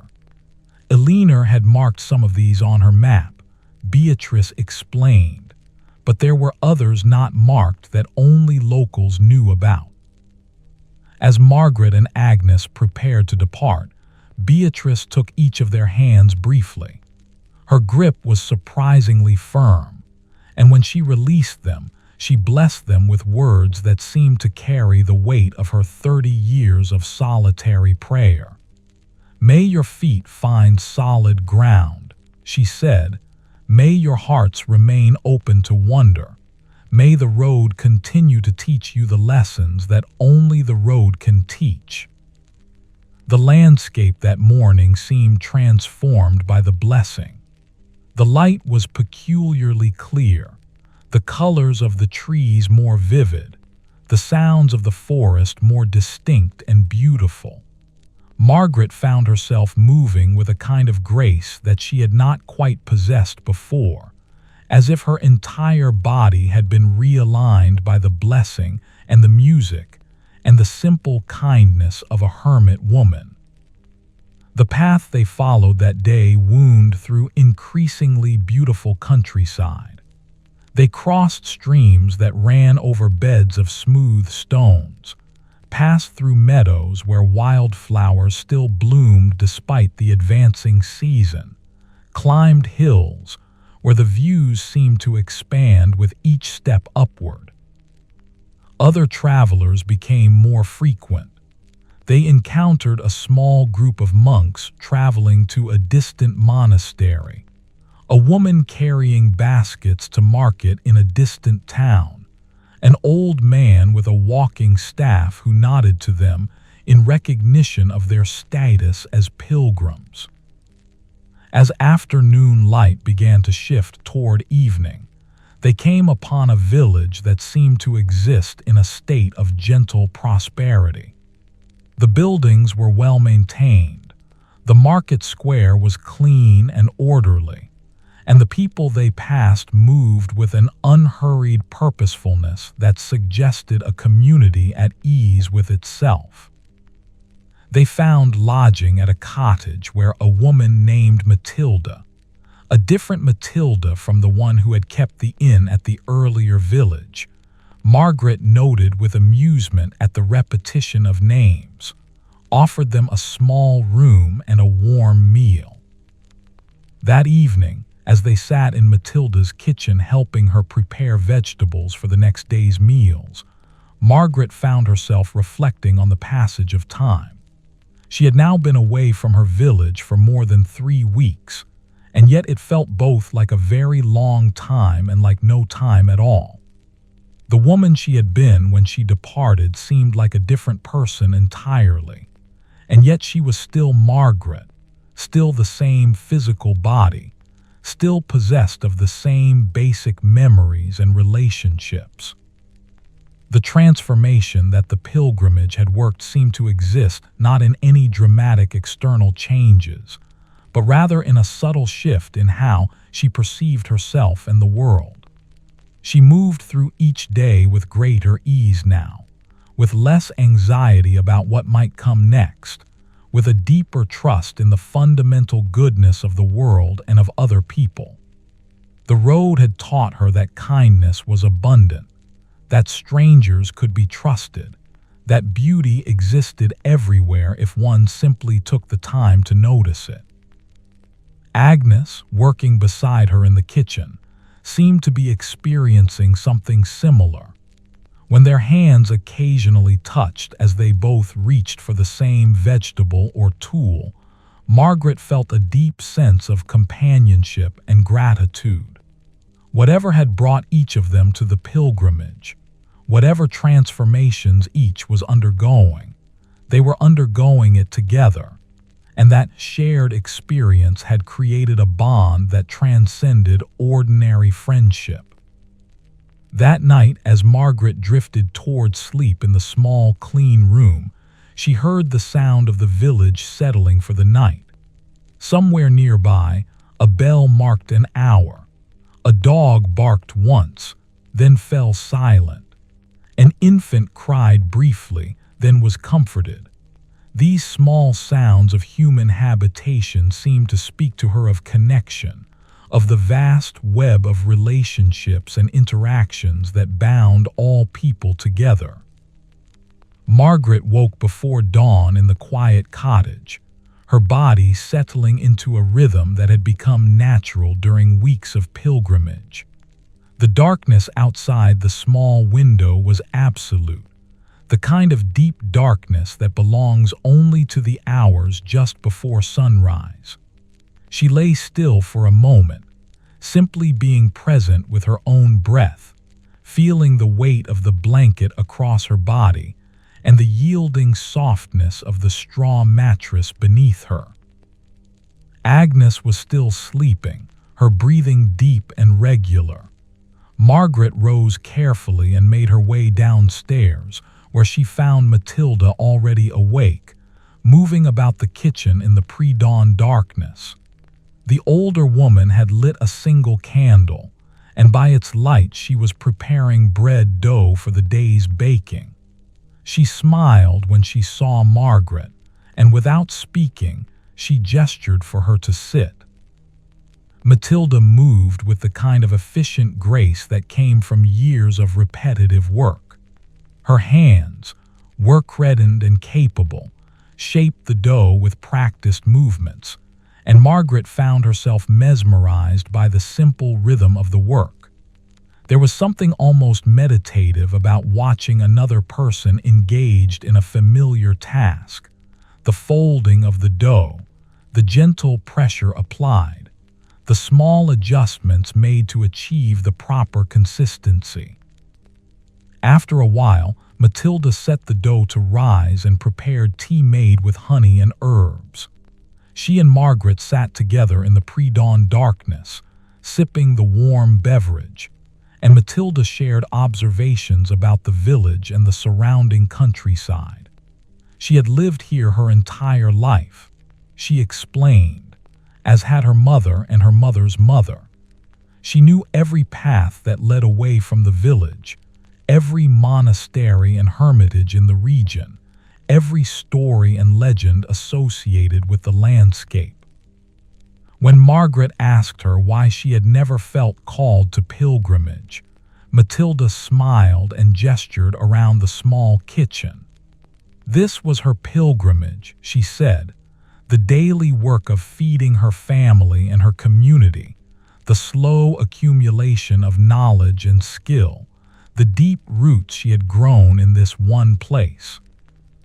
Some people's journeys took them across the land, she explained, but others' journeys were vertical rather than horizontal, journeys down into the depths of a single place, learning its secrets and mysteries until they knew it as intimately as one could know another person. Margaret found this perspective deeply moving. She had not considered that there might be multiple forms of pilgrimage, multiple ways of seeking and transformation. Matilda's words seemed to validate something in her own experience, that the pilgrimage was not about the destination, not even really about the physical act of walking, but rather about the deepening of awareness, the opening of the heart to wonder and beauty and connection. As the first light began to appear on the eastern horizon, Agnes came downstairs, and Matilda offered them both bread fresh from the oven, not the finished loaves, but rather small pieces torn from a loaf she had baked the previous day. The bread was still warm, still fragrant, and when Margaret ate it, She tasted the care and attention that Matilda had invested in its creation. Before they departed, Matilda provided them with supplies and something more valuable, specific directions to a shrine that few pilgrims seemed to know about. It lay several days' journey to the west, nestled in a valley that was said to be particularly beautiful and peaceful. The shrine itself held no famous relic, Matilda explained, but it was a place of power nonetheless, a place where the boundary between the sacred and the ordinary seemed particularly thin, where pilgrims often experienced profound visions and insights. The suggestion was delivered gently, as if Matilda understood that Margaret and Agnes might not have been ready to hear it on their first day of travel, but after weeks of pilgrimage, they possessed the openness to receive such knowledge. Margaret found herself deeply moved by Matilda's intuitive understanding of where they were in their journey. The landscape that day was transitional, moving from the cultivated villages and fields into more remote and wild terrain. The road became narrower and less well-maintained, and the forest pressed closer on both sides. The sounds of civilization gradually faded, replaced by the sounds of nature, birds calling in complex patterns, wind moving through leaves, the distant sound of water running over stone. Margaret and Agnes moved slowly, in no hurry to cover great distances. They had learned during their pilgrimage that the pace of travel was less important than the quality of attention brought to each moment. They noticed small things, the particular pattern of light and shadow as it fell through the canopy, the scent of different plants and flowers, the way the ground changed from hard-packed earth to moss-covered soil as they climbed higher. By afternoon, they came upon a small waterfall hidden in a fold of the landscape. The water fell perhaps 30 feet from a rocky outcropping, landing in a pool so clear that they could see smooth stones on the bottom. The sound of the water was constant and soothing, and the air around the pool was cool and misted with spray. Without discussion, Margaret and Agnes found themselves removing their outer garments and stepping into the water. The cold was shocking at first, then exhilarating. Margaret felt the water flowing over her skin, washing away the dust and weariness of days of travel.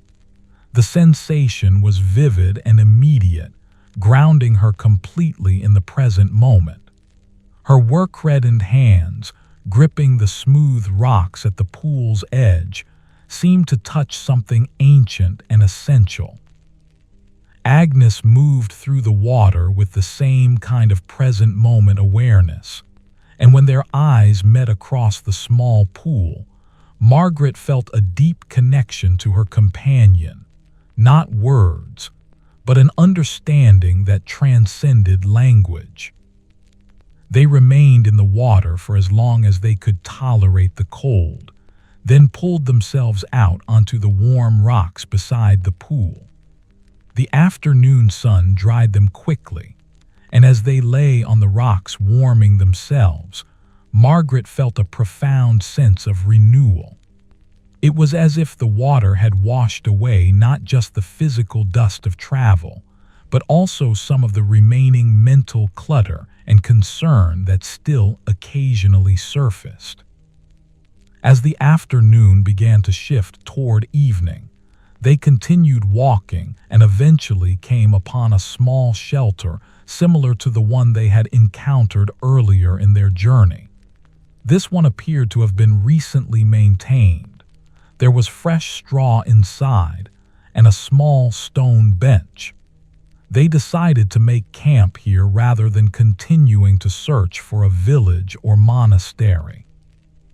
Agnes gathered wood while Margaret arranged the shelter for the night. They built a small fire outside, careful to contain it and to ensure it would not spread, and prepared a simple meal of bread and cheese and dried fruits. As darkness fell completely, they sat beside the fire and watched the stars appear in the darkening sky. The night was cool but not cold, and the smoke from their small fire rose up in thin spirals, carrying with it the scent of wood smoke, a smell that Margaret had come to associate with comfort and safety. Agnes began to hum her plain chant melody, and Margaret found herself joining in. The sound of their voices seemed to carry further in the darkness, as if the night itself was amplifying their song. When they finally fell silent, the only sounds were the crackling of the fire and the distant sound of wind moving through the trees. That night, wrapped in their cloaks and lying close to the fire for warmth, Margaret found herself thinking about the nature of companionship. She and Agnes had spent weeks together now, yet she realized she knew very little about Agnes's personal history, her family, her village, the specific circumstances that had led her to begin this pilgrimage. Yet this lack of personal knowledge had not created distance between them. Instead, it seemed to have allowed their connection to deepen at a different level, a level that transcended biography and personal narrative. She found herself understanding that the pilgrimage had taught her something fundamental about human connection, that true companionship was not primarily based on shared history or accumulated knowledge of another person's past, but rather on present-moment attunement, on the willingness to move through the world together with full attention and openness. The days that followed established a pattern that felt deeply natural to both of them. They would wake with the light, gather what they needed for the day, and walk along increasingly remote paths that seemed to wind deeper and deeper into the heart of the landscape. They encountered fewer and fewer other travelers, until sometimes they would go entire days without seeing another human being beyond the occasional shepherd tending flocks on distant hillsides. Yet Margaret found that she did not feel lonely during these solitary stretches. Instead, she felt a deepening sense of connection to the land itself, to the rhythms of nature, to the vast web of living things that surrounded her. The forest taught her lessons about patience and persistence. The streams taught her about adaptation and flexibility. The birds taught her about attentiveness and the importance of remaining alert to opportunities. One afternoon, as they were walking through a particularly beautiful stretch of forest where ancient trees rose up on all sides and the ground was carpeted with moss and ferns, they encountered a deer. The animal stood perhaps 50 feet away from them, frozen in the moment of noticing their presence. Margaret and Agnes also froze, and for what seemed like a long time, the three creatures, 2 human pilgrims and 1 wild animal, regarded each other across the space that separated them. Margaret found herself breathing slowly, matching her breath to the rhythm of the forest itself. She made no sudden movements, offered no threat, simply remained present with the moment. The deer, seeming to sense no danger, gradually relaxed its posture. It began to graze again, occasionally glancing up to confirm that the humans were still there but posed no threat. Eventually, the deer moved slowly away into the deeper forest, and Margaret and Agnes continued their journey. The encounter left both of them profoundly moved. It seemed to Margaret that the deer had offered them a gift, a moment of mutual recognition, an acknowledgement that they were all creatures moving through the world, all seeking food and shelter and peace. The boundary between human and animal, between civilization and wilderness, seemed less fixed and rigid than she had previously understood. They came eventually to a wider valley where smoke rose from chimneys in the distance, suggesting settlement. A well-maintained path led them down into the valley, and eventually to a monastery larger than any they had encountered so far. It was built of pale stone and surrounded by extensive gardens where monks worked among vegetables and herbs. The welcome they received was warm and formal. They were ushered into a guest house where clean clothes were provided and water for washing was heated. The monastery provided them with a meal in a large refectory where perhaps 50 monks were gathered.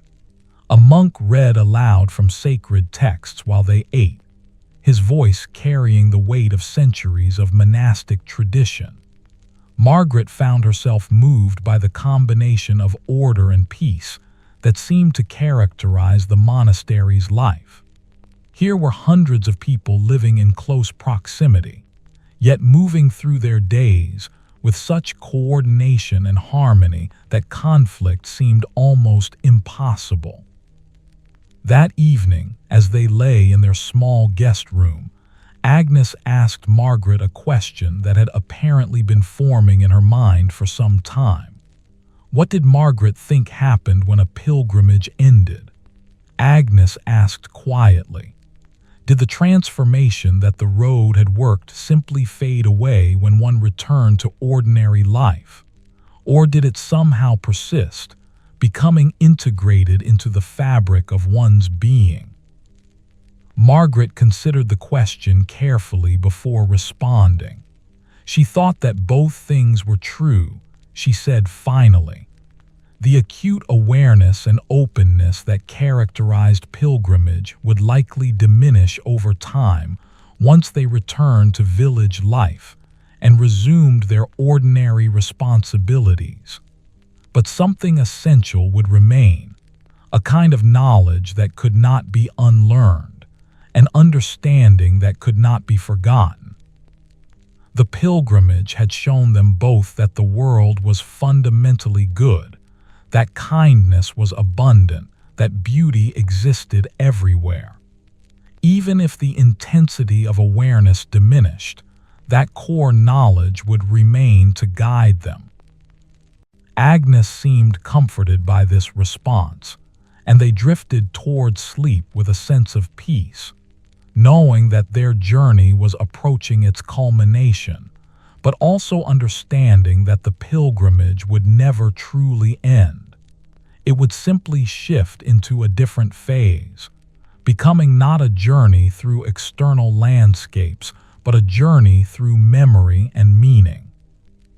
The next morning, they thanked the monks for their hospitality and continued westward, following Matilda's directions toward the shrine she had described. The landscape continued to shift and change. They climbed higher into hills that seemed to grow more dramatic with each passing day. The air grew cooler, and there was now a hint of autumn in the quality of light, a suggestion that the season was turning toward harvest and eventual rest. The path to the shrine that Matilda had described grew progressively more challenging, but also increasingly beautiful. Margaret and Agnes climbed higher into hills that seemed to rise toward the very sky itself. The trees here were older and larger, their trunks thick with the accumulated growth of centuries, their branches forming a canopy so dense that the midday light was filtered into a gentle green dimness. The air at these elevations was different, cooler and clearer, carrying scents that Margaret had not encountered before. There was the sharp green smell of pine resin, the earthy smell of moss and lichen, and occasionally the sweet smell of wildflowers blooming in small clearings. Each breath seemed to carry the essence of the mountains themselves, and Margaret found that simply breathing became a form of meditation. They passed a small stone marker carved with a symbol, a cross overlaid with what seemed to be a pilgrim scallop shell. It was the kind of marker, Agnes explained, that sometimes marked the boundaries of sacred territory. As they passed it, Margaret felt a subtle shift in the quality of the landscape, as if they were entering a different realm, one where the boundary between material and spiritual seemed particularly permeable. The days blended into a kind of eternal present. They walked, they rested, they found shelter in small caves and under rock overhangs when monasteries and villages grew too distant to reach. One night, they slept under stars so numerous and so bright that the sky seemed almost as illuminated as day. Margaret lay on her back for hours, watching the stars wheel slowly overhead, feeling herself dissolving into the vastness of the night sky, until there seemed to be no boundary between her own consciousness and the consciousness of the universe itself. Agnes lay beside her, and though neither of them spoke, Margaret felt their awareness merging, both of them contemplating the same immensity, both of them experiencing the same dissolution of individual identity into something larger. When dawn finally came and they rose to continue their journey, they moved without speaking, both understanding that some experiences transcended the need for words. The shrine, when they finally came upon it, emerged slowly from the landscape as if it had always been there, waiting for them. It was built into a mountainside itself, carved partially from living rock and partially constructed of carefully placed stone. The entrance was a simple doorway, and above it had been carved an image of a pilgrim with a staff, walking toward an unseen destination. The shrine interior was cool and dim, lit only by the light that filtered through the entrance and through a small window carved high in the stone wall. The space was much smaller than the shrine at the larger town they had visited. This one seemed to be designed for perhaps only a handful of pilgrims at a time. At its center was a simple stone altar, and resting upon it was a single object, a shepherd's crook carved from dark wood, polished smooth by countless hands. Margaret found herself approaching the altar slowly, as if moving through water. The crook seemed to shimmer slightly in the dim light, and as she drew closer, she became aware of a presence in the space, not threatening or demanding, but rather peaceful and welcoming, like the presence of someone deeply beloved. She knelt before the altar without making a conscious decision to do so. Her knees came to rest on stone that seemed to have been worn smooth by the kneeling of pilgrims across generations. Agnes knelt beside her, and together they remained in silence. Margaret's mind did not empty as it had at the larger shrine, but rather seemed to become very full, aware of everything at once. She was aware of her own breathing, of Agnes's breathing beside her, of the subtle movements of air through the small shrine, of the vast weight of stone surrounding them, of the mountain itself rising above them, of the earth beneath them extending downward into darkness and mystery. And in that moment of overwhelming awareness, Margaret understood something fundamental.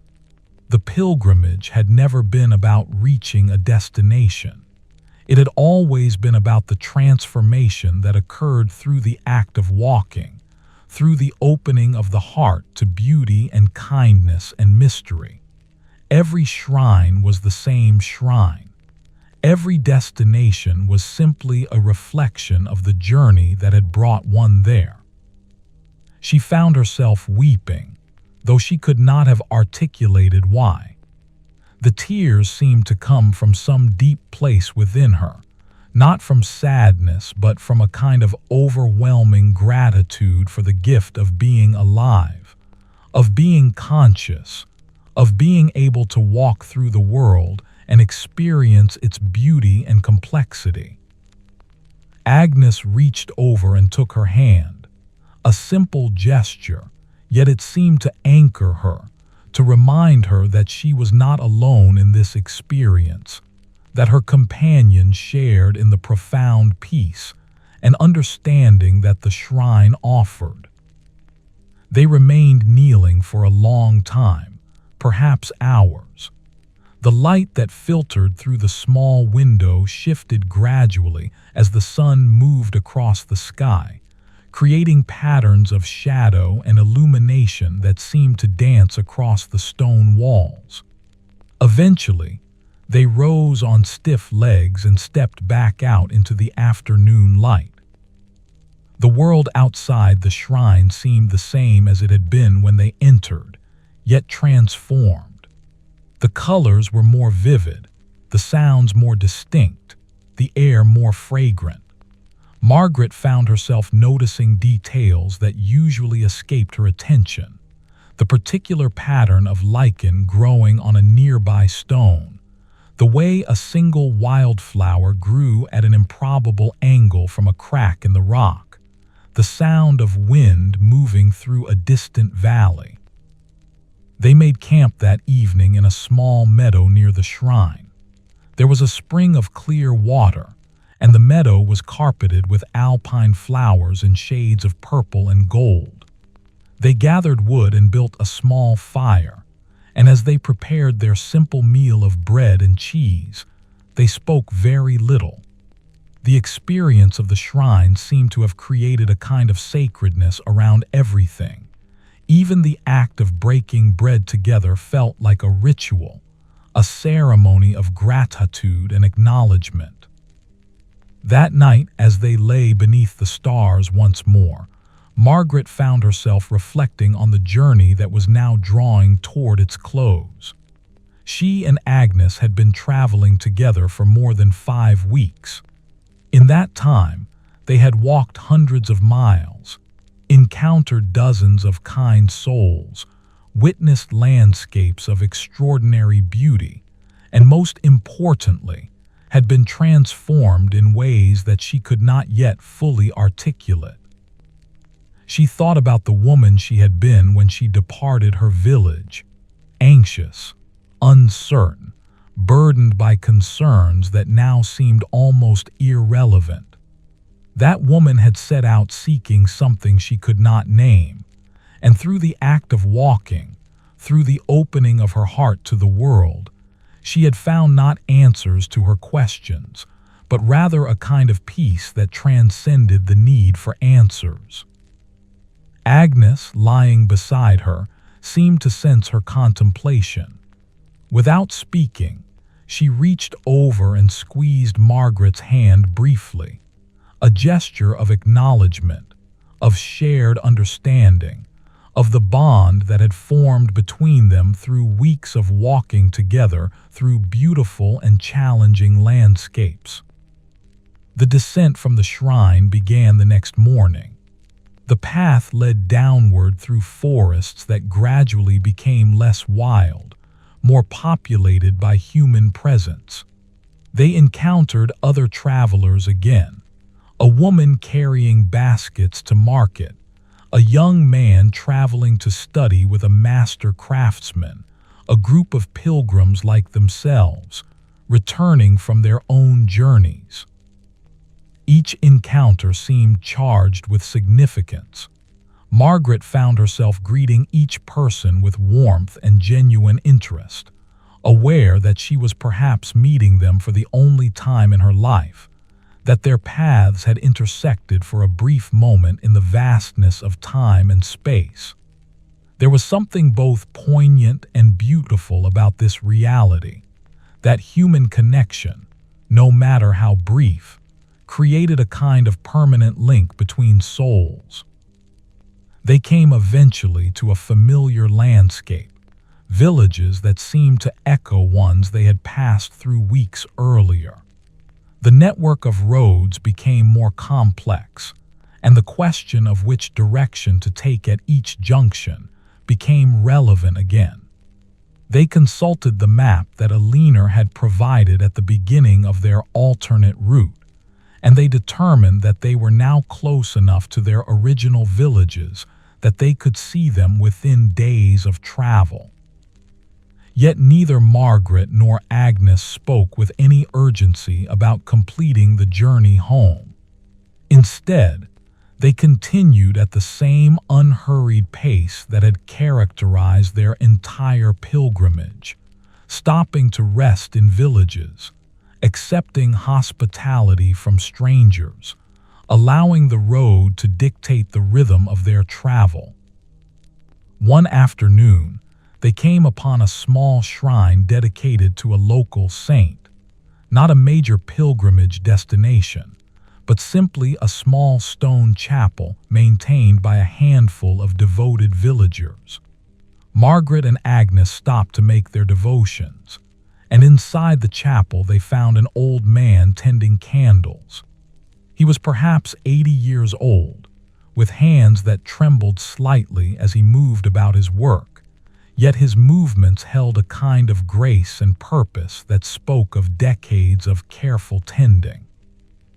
He welcomed them warmly and gave them fresh water to drink and bread that had been blessed by the local priest. As they ate, he told them the history of the shrine. It had been built centuries ago, he said, by a saint whose name had been lost to time, but whose spirit, the villagers believed, remained present in the small building. Thousands of pilgrims had come to this shrine over the centuries, seeking healing and peace, and many of them, he said, had found what they came seeking. Margaret asked him if he had ever been a pilgrim himself. The old man smiled and gestured around the small chapel. This was his pilgrimage, he said, as it had been for the past 40 years. Every day, he came to tend the candles and welcome those who came seeking. In tending this small sacred space, he had found the same kind of transformation that pilgrims sought through walking. The journey and the stillness, he said, were simply different paths to the same destination. His words echoed what Matilda had told them weeks earlier, and Margaret found herself deeply moved by this confirmation. The world seemed to be trying to teach her something about the multiplicity of paths, the many different ways that human souls could seek and find transformation and peace.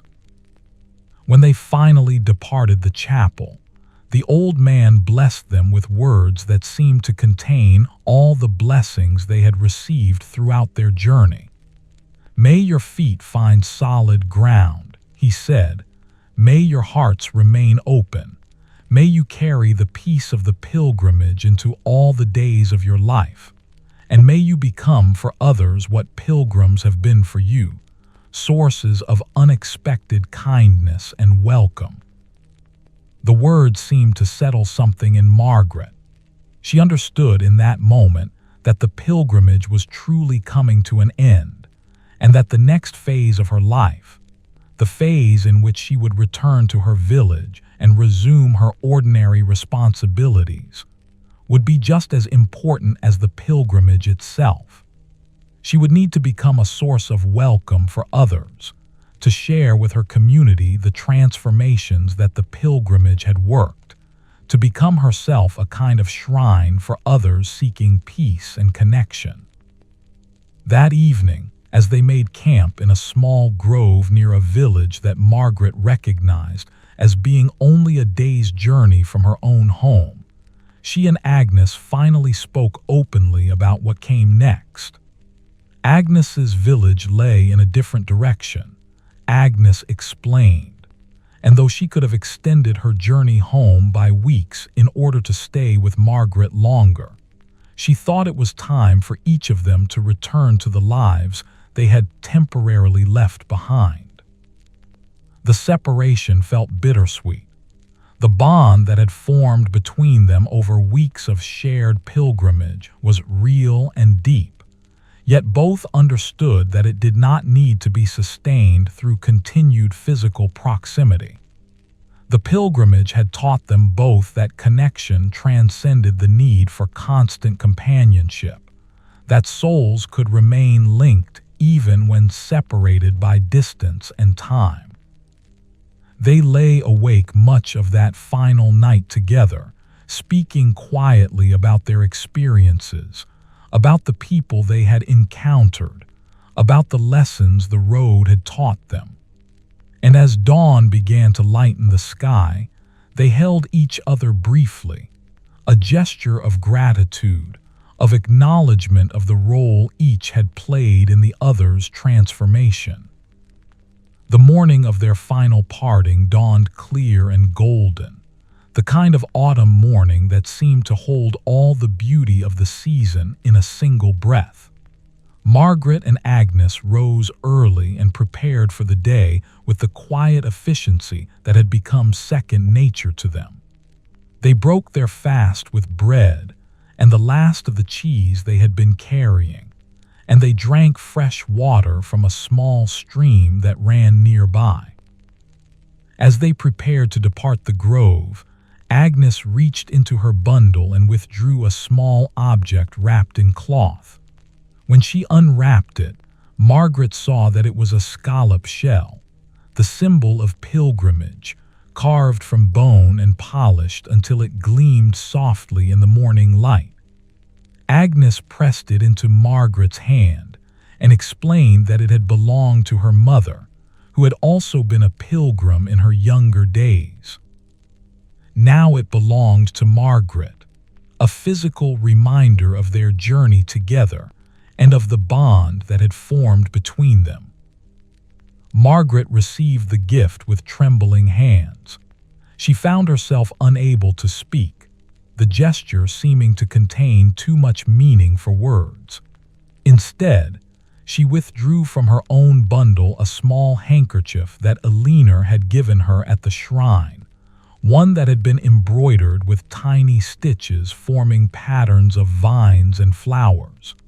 She pressed this into Agnes's hands in return, offering her own gift of remembrance. They embraced briefly, a full-bodied embrace that seemed to contain gratitude and affection, and the bittersweet acknowledgement that their time together as daily companions was drawing to a close. Then, without further words, they turned in different directions on the path, each moving toward the village that awaited them. Margaret found herself walking slowly, not from fatigue, but from a kind of reluctance to move too quickly toward the ending of this chapter of her life. The landscape around her was becoming increasingly familiar. She began to recognize trees and rock formations that she had passed on her original departure from her village 6 weeks earlier. The world seemed smaller now, yet paradoxically also much larger, as if the pilgrimage had somehow expanded her inner landscape while bringing her back to the physical geography from which she had begun. By late afternoon, she came to the outskirts of her village. The first thing she encountered was the market square, which looked exactly as it had when she had departed, yet somehow completely different. The same merchants had their stalls set up. She recognized the vegetable seller, the woman who sold herbs and remedies, and the blacksmith who had always been kind to her.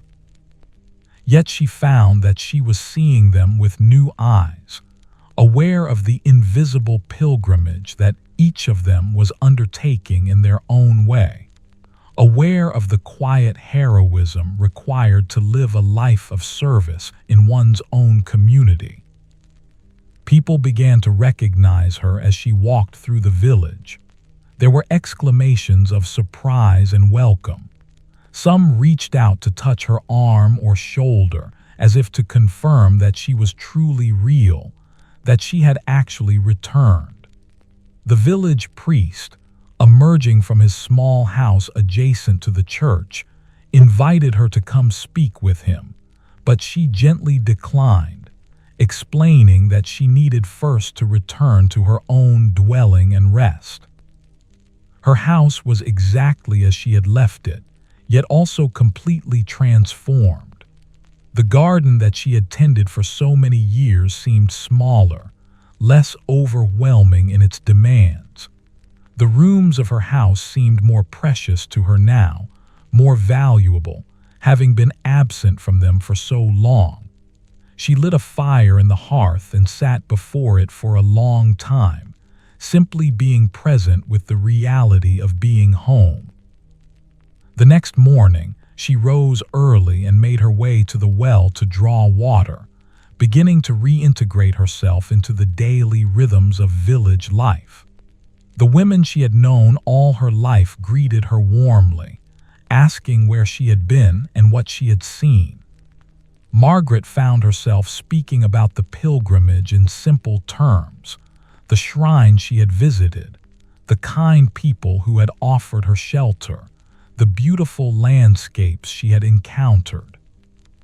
She did not attempt to convey the deeper transformations that had occurred, sensing that such things could not be adequately expressed in words. Word of her return spread quickly through the village, and over the following days, people began to seek her out. Some wanted to know the practical details of pilgrimage, how long it took, how much it cost, what dangers might be encountered.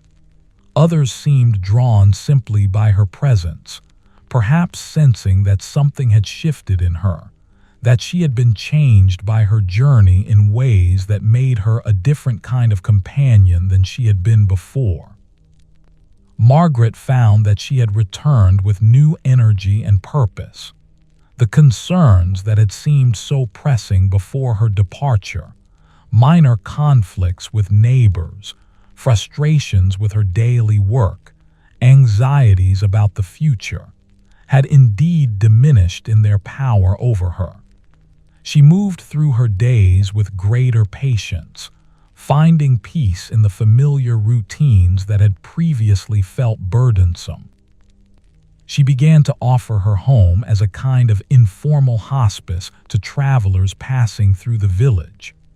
Word seemed to spread among pilgrims that there was a woman in this village who understood the pilgrimage, who would offer them shelter and food and kind words without question or expectation of return. Margaret found that providing this hospitality was its own form of pilgrimage, a way of continuing the transformation that the road had begun. One afternoon, as she was working in her garden, tending the herbs that she would use to make medicines and teas, she found herself thinking about the various pilgrims she had encountered on her journey. The old hermit who had blessed her, Matilda and her commitment to a different kind of pilgrimage, the monks in their monasteries, sustaining centuries of tradition through their daily prayers, Eleanor at the shrine, tending to pilgrims with endless patience and warmth, Beatrice in her remote hermitage, creating beauty through her music and wisdom. She realized that they were all, in their own ways, doing exactly what she was now doing, creating spaces of welcome and peace, offering sustenance to those who came seeking, becoming themselves a kind of shrine for others. The pilgrimage had not ended when she returned to her village. Rather, it had shifted into a new form, one in which she would spend her remaining years being for others what had been given to her. As autumn deepened, Margaret found herself reflecting on how the seasons themselves seemed to mirror the stages of the pilgrimage. The excitement and fresh energy of spring when she had first departed, the deepening awareness and richness of summer as she had walked through the heart of the journey, the golden clarity of autumn as she had approached the shrine and begun the descent homeward. And now, as winter began to approach, there was a sense of returning to rest, of settling into the quiet contemplation that characterized the cold months. She had asked the priest if she might use the small chapel adjacent to the church as a place where pilgrims could make their devotions, and he had agreed. She began to tend the chapel as the old man had tended his shrine, keeping candles lit, keeping the space clean and peaceful, offering simple sustenance to those who came. The work was not difficult, but it was deeply satisfying in a way that she had not anticipated. On a cold morning in early winter, as snow began to fall in large soft flakes, Margaret received a visitor that made her heart leap. A young woman arrived at her door, thin and weathered from travel, with the unmistakable look of someone in the midst of pilgrimage. When Margaret invited her in and offered her warm broth and bread, the woman began to tell her story. She had been inspired by hearing about Margaret's pilgrimage. The young woman explained. The story had traveled through the region, carried by pilgrims and merchants, and had touched something in this woman's heart. She had decided to undertake her own pilgrimage to the same shrine, and now she was returning home, seeking shelter and kindness from those who had walked before her. Margaret found herself weeping as she listened. She provided the young woman with a place to rest by her heart, with clean clothes and warm food. As evening fell and they sat together in the firelight, Margaret told her about the road she had traveled, about the people who had helped her, about the transformations that the pilgrimage had worked. She told her about Agnes, and she showed her the scallop shell that Agnes had given her. The young woman listened with rapt attention, and Margaret realized that in telling her own story, she was continuing the chain of pilgrimage that stretched back through centuries and would continue into centuries yet to come. Each pilgrim who set out, each person who was transformed by the road, became in turn a guide and inspiration for others who would follow. That night, as the young woman slept by the fire, Margaret sat at her window and watched the snow falling. The landscape outside was gradually being transformed, covered in a blanket of white that seemed to erase the distinctions between what had been there before. In the spring, everything would emerge green and vital once more. The cycle would continue as it had for generations, as it would for generations yet to come. She thought about her own pilgrimage, how it had seemed to end when she returned to her village, yet how she now understood that it had never truly ended. It had simply continued in a different form, unfolding through her daily work, through her interactions with others, through the small acts of kindness that she offered to those who came seeking shelter and peace. Margaret, 28 years old, with work-reddened hands and dark hair streaked with silver, understood something fundamental in that moment. The pilgrimage was not a journey from one place to another. It was a journey from one state of being to another, from fear and anxiety toward peace and trust, from isolation toward connection, from ignorance of one's own strength toward understanding of one's own capacity for love and resilience. And this journey, once begun, never truly ended. It continued throughout one's entire life, deepening and enriching with each step, each encounter, each moment of genuine connection.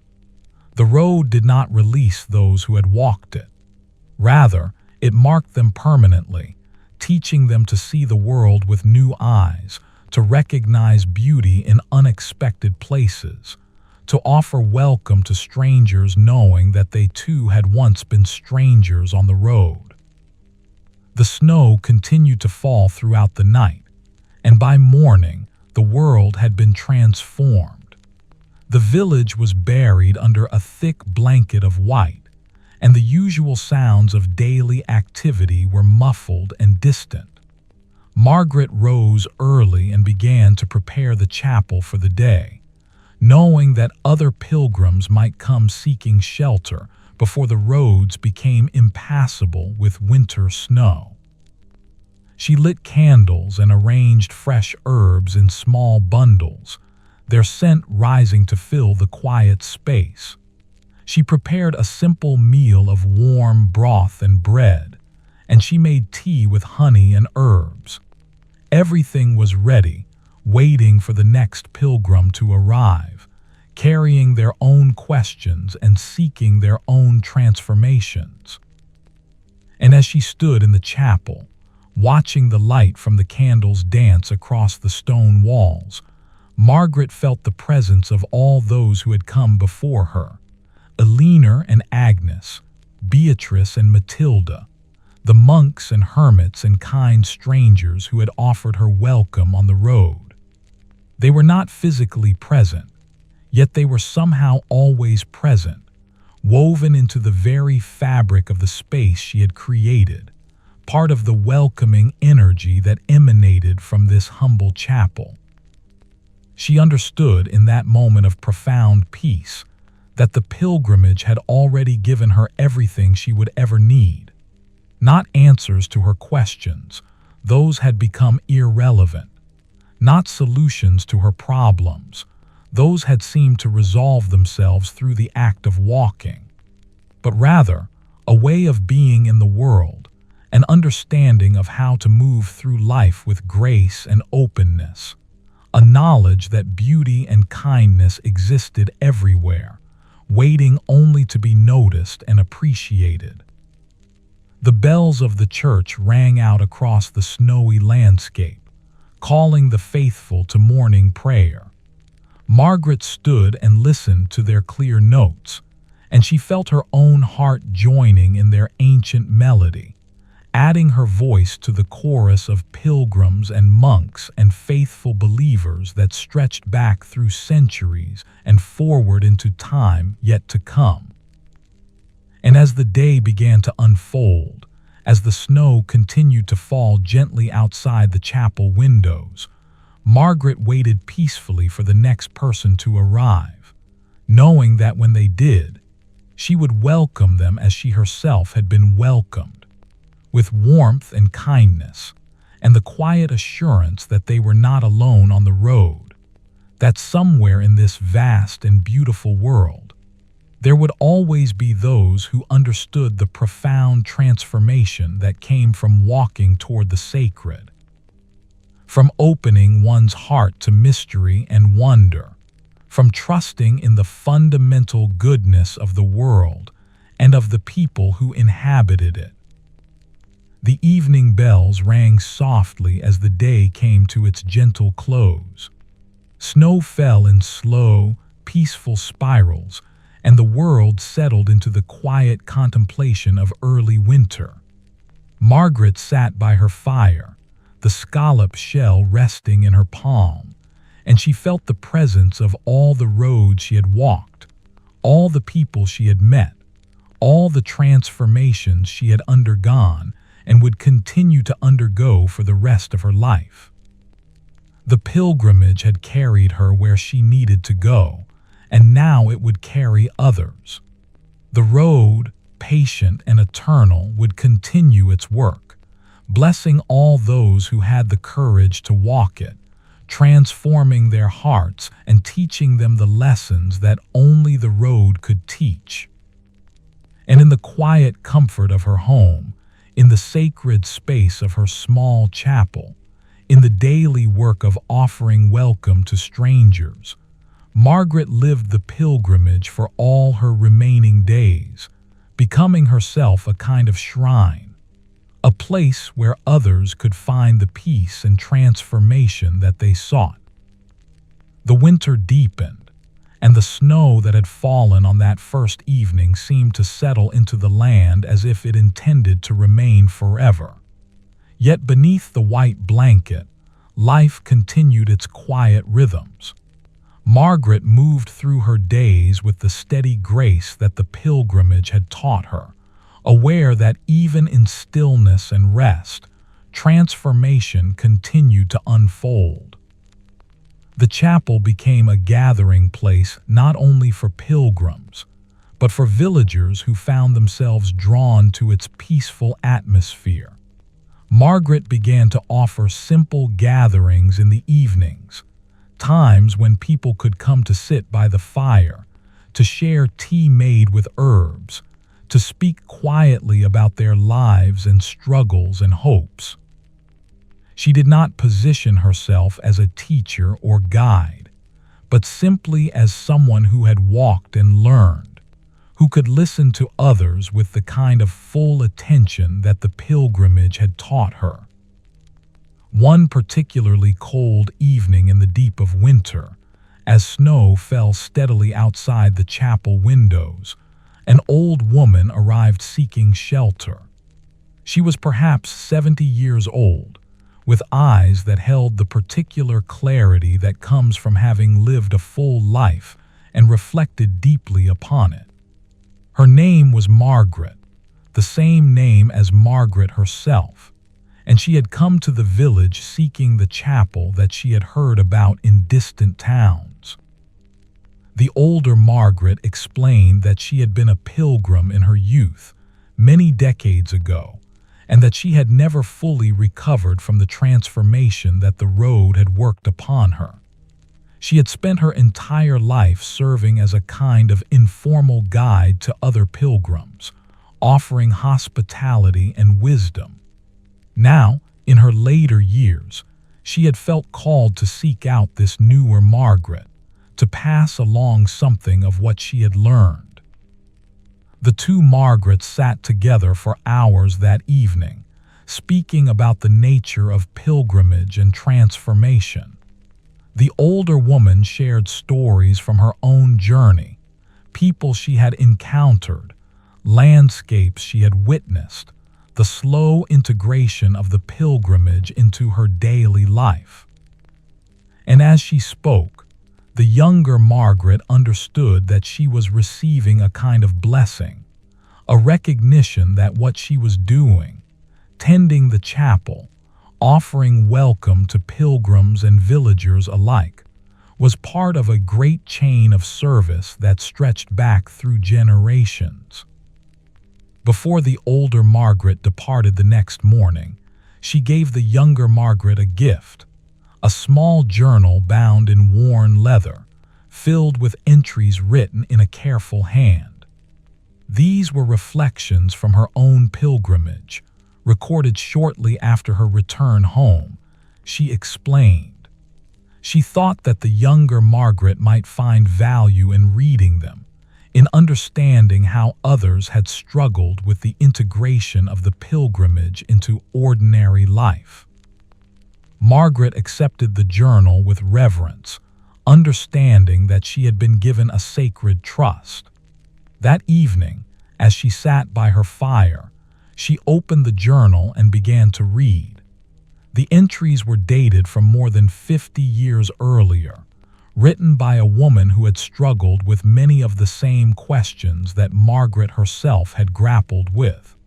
How could one maintain the peace and openness of the pilgrimage when returning to the complexity of village life? How could one prevent the transformations from gradually fading into memory? How could one use the gifts of the pilgrimage to serve one's community? As she read, Margaret felt tears moving slowly down her cheeks, not from sadness, but from the profound recognition that her struggles were not unique, that countless pilgrims before her had walked the same inner terrain, had asked the same questions, had gradually discovered that the answer lay not in trying to preserve the pilgrimage in amber, but in allowing it to evolve and deepen as one moved through the seasons of life. The winter continued its slow passage. As the darkest days of the year approached, Margaret found herself thinking often about Agnes. She wondered where her companion had gone, how her integration into her own village had unfolded, whether she too had become a source of welcome and peace for her community. The scallop shell that Agnes had given her hung from a cord around Margaret's neck, worn close to her heart, a constant reminder of the bond that transcended physical distance. One cold afternoon, as Margaret was gathering firewood at the forest's edge, she encountered a merchant whom she recognized from her pilgrimage days. He was traveling through the region with a cart full of goods, and when he saw Margaret, his face lit with recognition. He told her that he had encountered Agnes in another village, that her companion was indeed offering hospitality to pilgrims and travelers, tending a small shrine much like the one Margaret had created. Margaret found herself overwhelmed with gratitude for this news. She purchased some of the merchant's herbs, expensive imports from distant lands that she would use to make special teas, and she asked the merchant to carry a message to Agnes if their paths crossed again. The message was simple, that she thought of her companion often, that she carried the memory of their pilgrimage with her always, that she was grateful for the transformation they had undergone together. As winter moved towards spring, the rhythm of Margaret's life began to shift once more. Pilgrims who had been deterred by snow began to arrive again in increasing numbers. The chapel became busier, and Margaret found herself stretched sometimes to her limits as she attempted to offer hospitality to all who came seeking it. Yet she discovered that the abundance of visitors did not diminish her peace, but rather seemed to deepen it. The more she gave, the more energy she seemed to have to give. One morning, as the first signs of spring began to appear, small green shoots emerging from the melting snow, birds returning from their winter migrations, Margaret stood in her garden and surveyed the herbs that would soon need tending. She thought about how she had left this garden a year ago, seeking something she could not name, and how she had returned transformed, carrying within her the lessons of the road. Yet the transformation had not stopped with her return. It continued to deepen, to expand, to reveal new dimensions of itself as she moved through the seasons of her renewed life. Each person she offered hospitality to became a kind of mirror, reflecting back to her new aspects of the pilgrimage's teachings. Each conversation revealed wisdom she had not previously understood. Each small act of kindness seemed to open her heart a little wider. The village itself seemed to be subtly changed by her presence and by the chapel that had become a kind of sacred center. The community that had seemed somewhat fractured and troubled when she departed was gradually becoming more cohesive, more peaceful. People began to gather regularly for the evening gatherings, and through their interactions a kind of healing seemed to occur. Old grievances were gently resolved, misunderstandings clarified, connections deepened. Margaret, 28 years old, with work-reddened hands that grew more skilled with each passing season and dark hair that continued to gather silver threads, understood that she was not merely a conduit for this healing, but rather a catalyst. Her pilgrimage had opened pathways within her that allowed a kind of grace to flow through her toward others. And as grace flowed through her, it seemed to awaken similar capacities in those around her. On a warm evening in late spring, as the first stars appeared in the darkening sky, Margaret sat outside the chapel and watched the swallows diving and swooping in the gathering dusk.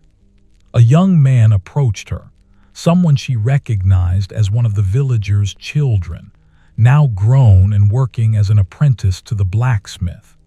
He had a question, he said hesitantly. He was considering undertaking a pilgrimage himself, but he was uncertain whether he truly had the calling for it.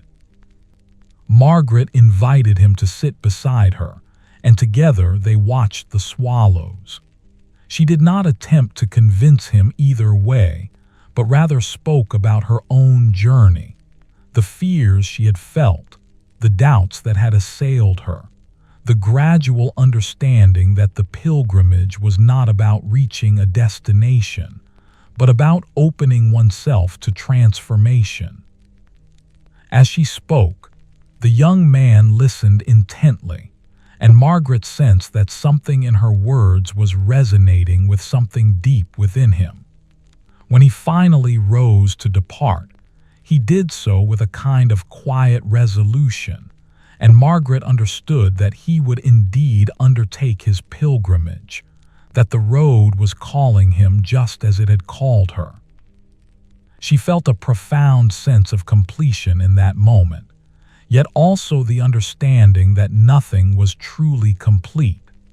The pilgrimage continued, flowing through her into others, creating waves of transformation that would ripple outward in ways she could not predict or control. In the years that followed, Margaret's reputation as a woman who understood pilgrimage and who offered genuine welcome to those seeking transformation gradually spread throughout the region. Pilgrims began to seek her out specifically, arriving at her door with the understanding that there was someone who could guide them through the integration of their journey into ordinary life. She never positioned herself as a teacher in any formal sense. Rather, she simply lived her life with the grace and openness that the pilgrimage had taught her, and through the example of her living, others gradually learned what they needed to know. She offered her home, her time, her listening ear, her simple wisdom drawn from direct experience rather than from books or formal instruction. And through it all, she maintained the practices that had become central to her pilgrimage and its aftermath. She kept a daily practice of meditation by the fire, allowing her mind to settle into the same stillness she had experienced at the shrines.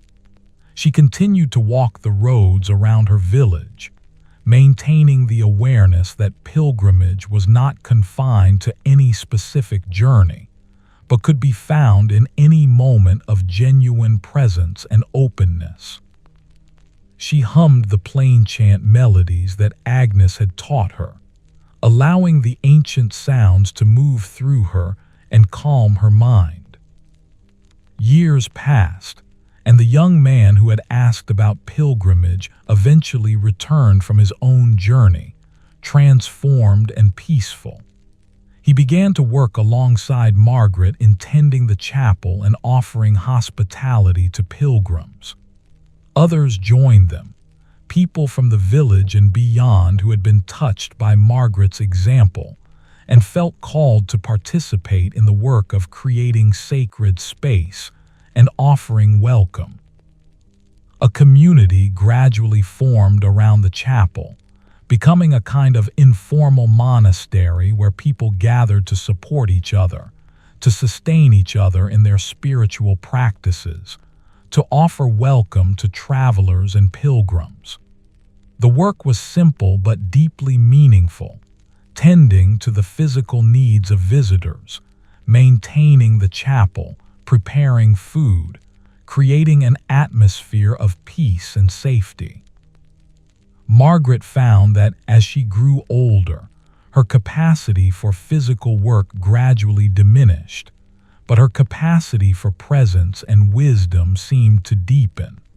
She spent more time simply sitting with people, offering the gift of her full attention, allowing others to discover their own answers through the process of articulating their questions in her presence.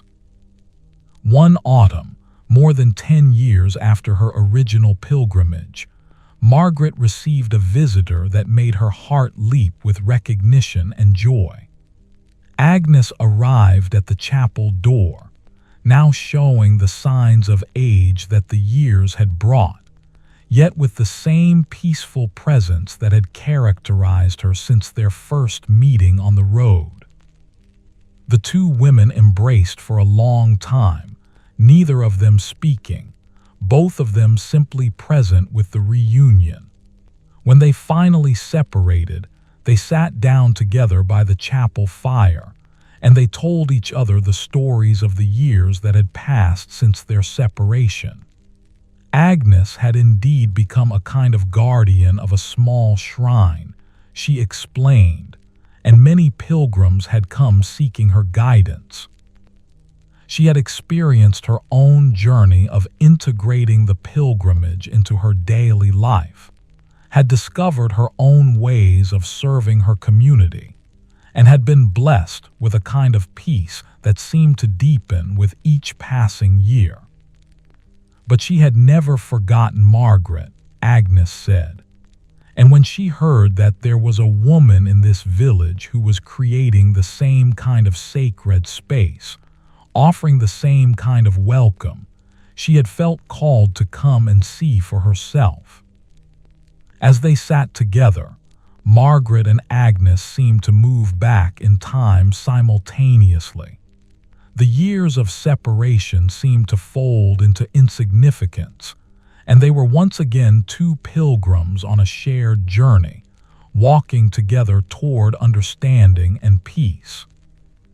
Margaret offered Agnes a place to stay as long as she wished to remain. The invitation was accepted, and Agnes stayed through the autumn and into the early winter, becoming a kind of elder guide alongside Margaret, offering wisdom to the younger people who had gathered around the chapel. In the evenings, the two of them would sit by the fire, and Agnes would hum her plainchant melodies while Margaret listened. The sound of the ancient music seemed to carry within it the memory of their entire pilgrimage, every step they had taken together, every person who had offered them kindness, every landscape they had witnessed, every transformation they had undergone. And as the music filled the space, it seemed to Margaret that the pilgrimage had never truly ended, but had instead become the very fabric of her life. Every day was a pilgrimage. Every encounter was a shrine. Every moment of genuine presence and openness was a kind of prayer. The bells of the distant church rang out across the winter landscape, their sound carrying far in the clear, cold air. Margaret and Agnes sat together in the firelight, two women who had walked far and been transformed by their walking, now offering that transformation to others through the simple act of presence and welcome. And in the chapel, candles burned steadily, their light steady and sure, waiting for the next pilgrim to arrive, knowing that when they did, they would find not merely a place of rest, but a kind of homecoming, a recognition that the journey they were undertaking was sacred, that they were not alone, that countless others had walked before them and would walk after them, all of them seeking the same essential transformation that only the road could provide. The pilgrimage, Margaret understood finally, was not a journey from one place to another. It was a journey from separation into connection, from fear into trust, from ignorance into wisdom. And once begun, it could never truly end. It simply transformed, deepened, expanded, becoming more precious and more meaningful with each passing year. As she sat in the warmth of the fire, with Agnes's gentle humming surrounding her like a blessing, Margaret felt the presence of all those who had traveled with her, all those who had welcomed her, all those who would come seeking in the years to come. They were all part of the same great pilgrimage, the same eternal journey toward understanding and peace. And in that understanding, she found a profound contentment, a sense of completion that was simultaneously a new beginning, a rest that was simultaneously a continued walking, a homecoming that was simultaneously a perpetual journey toward the sacred that lay hidden in every moment, every person, every breath. The fire burned steadily, warming the chapel and all those within it, its light reaching out toward the darkness, a beacon for any who were still seeking, still walking, still brave enough to open their hearts to the transformations that only the road could bring. Margaret and Agnes sat together in the firelit warmth of the chapel as the evening deepened around them. The candles burned with a steady, unwavering flame, their light creating pools of amber in the surrounding shadows. Outside, the winter night had settled completely, and the world beyond the chapel windows seemed distant and hushed. Agnes set down her wooden dulcimer and took Margaret's hand gently. There were no words between them that needed speaking, only the quiet recognition of two souls who had walked together and been forever changed by that walking. The scallop shell hung around Margaret's neck, and she felt its familiar weight against her heart, a physical anchor to all that the road had taught her. The fire crackled softly, releasing warmth and the scent of burning wood into the chapel. Margaret could hear the wind moving gently through the trees outside, the distant sound of the village settling into sleep, the soft rustle of Agnes's movements beside her. These simple sounds seemed enough. They contained everything necessary, everything meaningful. She thought about the woman she had been when she first departed her village, about all the miles she had walked, about every kindness she had received, and every moment of beauty she had witnessed. The pilgrimage had transformed her completely, yet here in this moment, sitting by the fire with Agnes, she felt that the most profound gift was not the transformation itself, but rather the journey that had brought her here, to this place of peace, to this work of welcome, to this understanding that the sacred existed everywhere if one simply knew how to look. Agnes squeezed her hand gently, and Margaret understood that her companion was feeling something similar, a sense of arrival, not at a destination, but at a deep and abiding peace that seemed to contain all the joy and sorrow and wonder of their entire pilgrimage within it. The chapel was warm and safe, filled with the accumulated peace of all the prayers and grateful hearts that had occupied this space. Outside, the winter night continued its patient vigil. Inside, two pilgrims sat together in the firelight, their hearts at rest, their journey complete yet eternally continuing, not as movement through space, but as an ever-deepening awareness of the sacred that animated all things. Margaret, 28 years old, with work-reddened hands and dark hair streaked with silver, understood finally that she had found what she had been seeking all along. It was not a distant shrine or a sacred relic. It was this moment, this peace, this recognition that the pilgrimage had never been about reaching somewhere else. It had always been about arriving here in this very moment, where everything was exactly as it needed to be. The fire burned steadily, its warmth spreading throughout the small chapel, its light steady and sure. And in that warmth and light, Margaret rested, knowing that whatever came next, whether more years of service and welcome or the gradual fading into peace, would be held by the same grace that had carried her every step of the way. The pilgrimage had brought her home,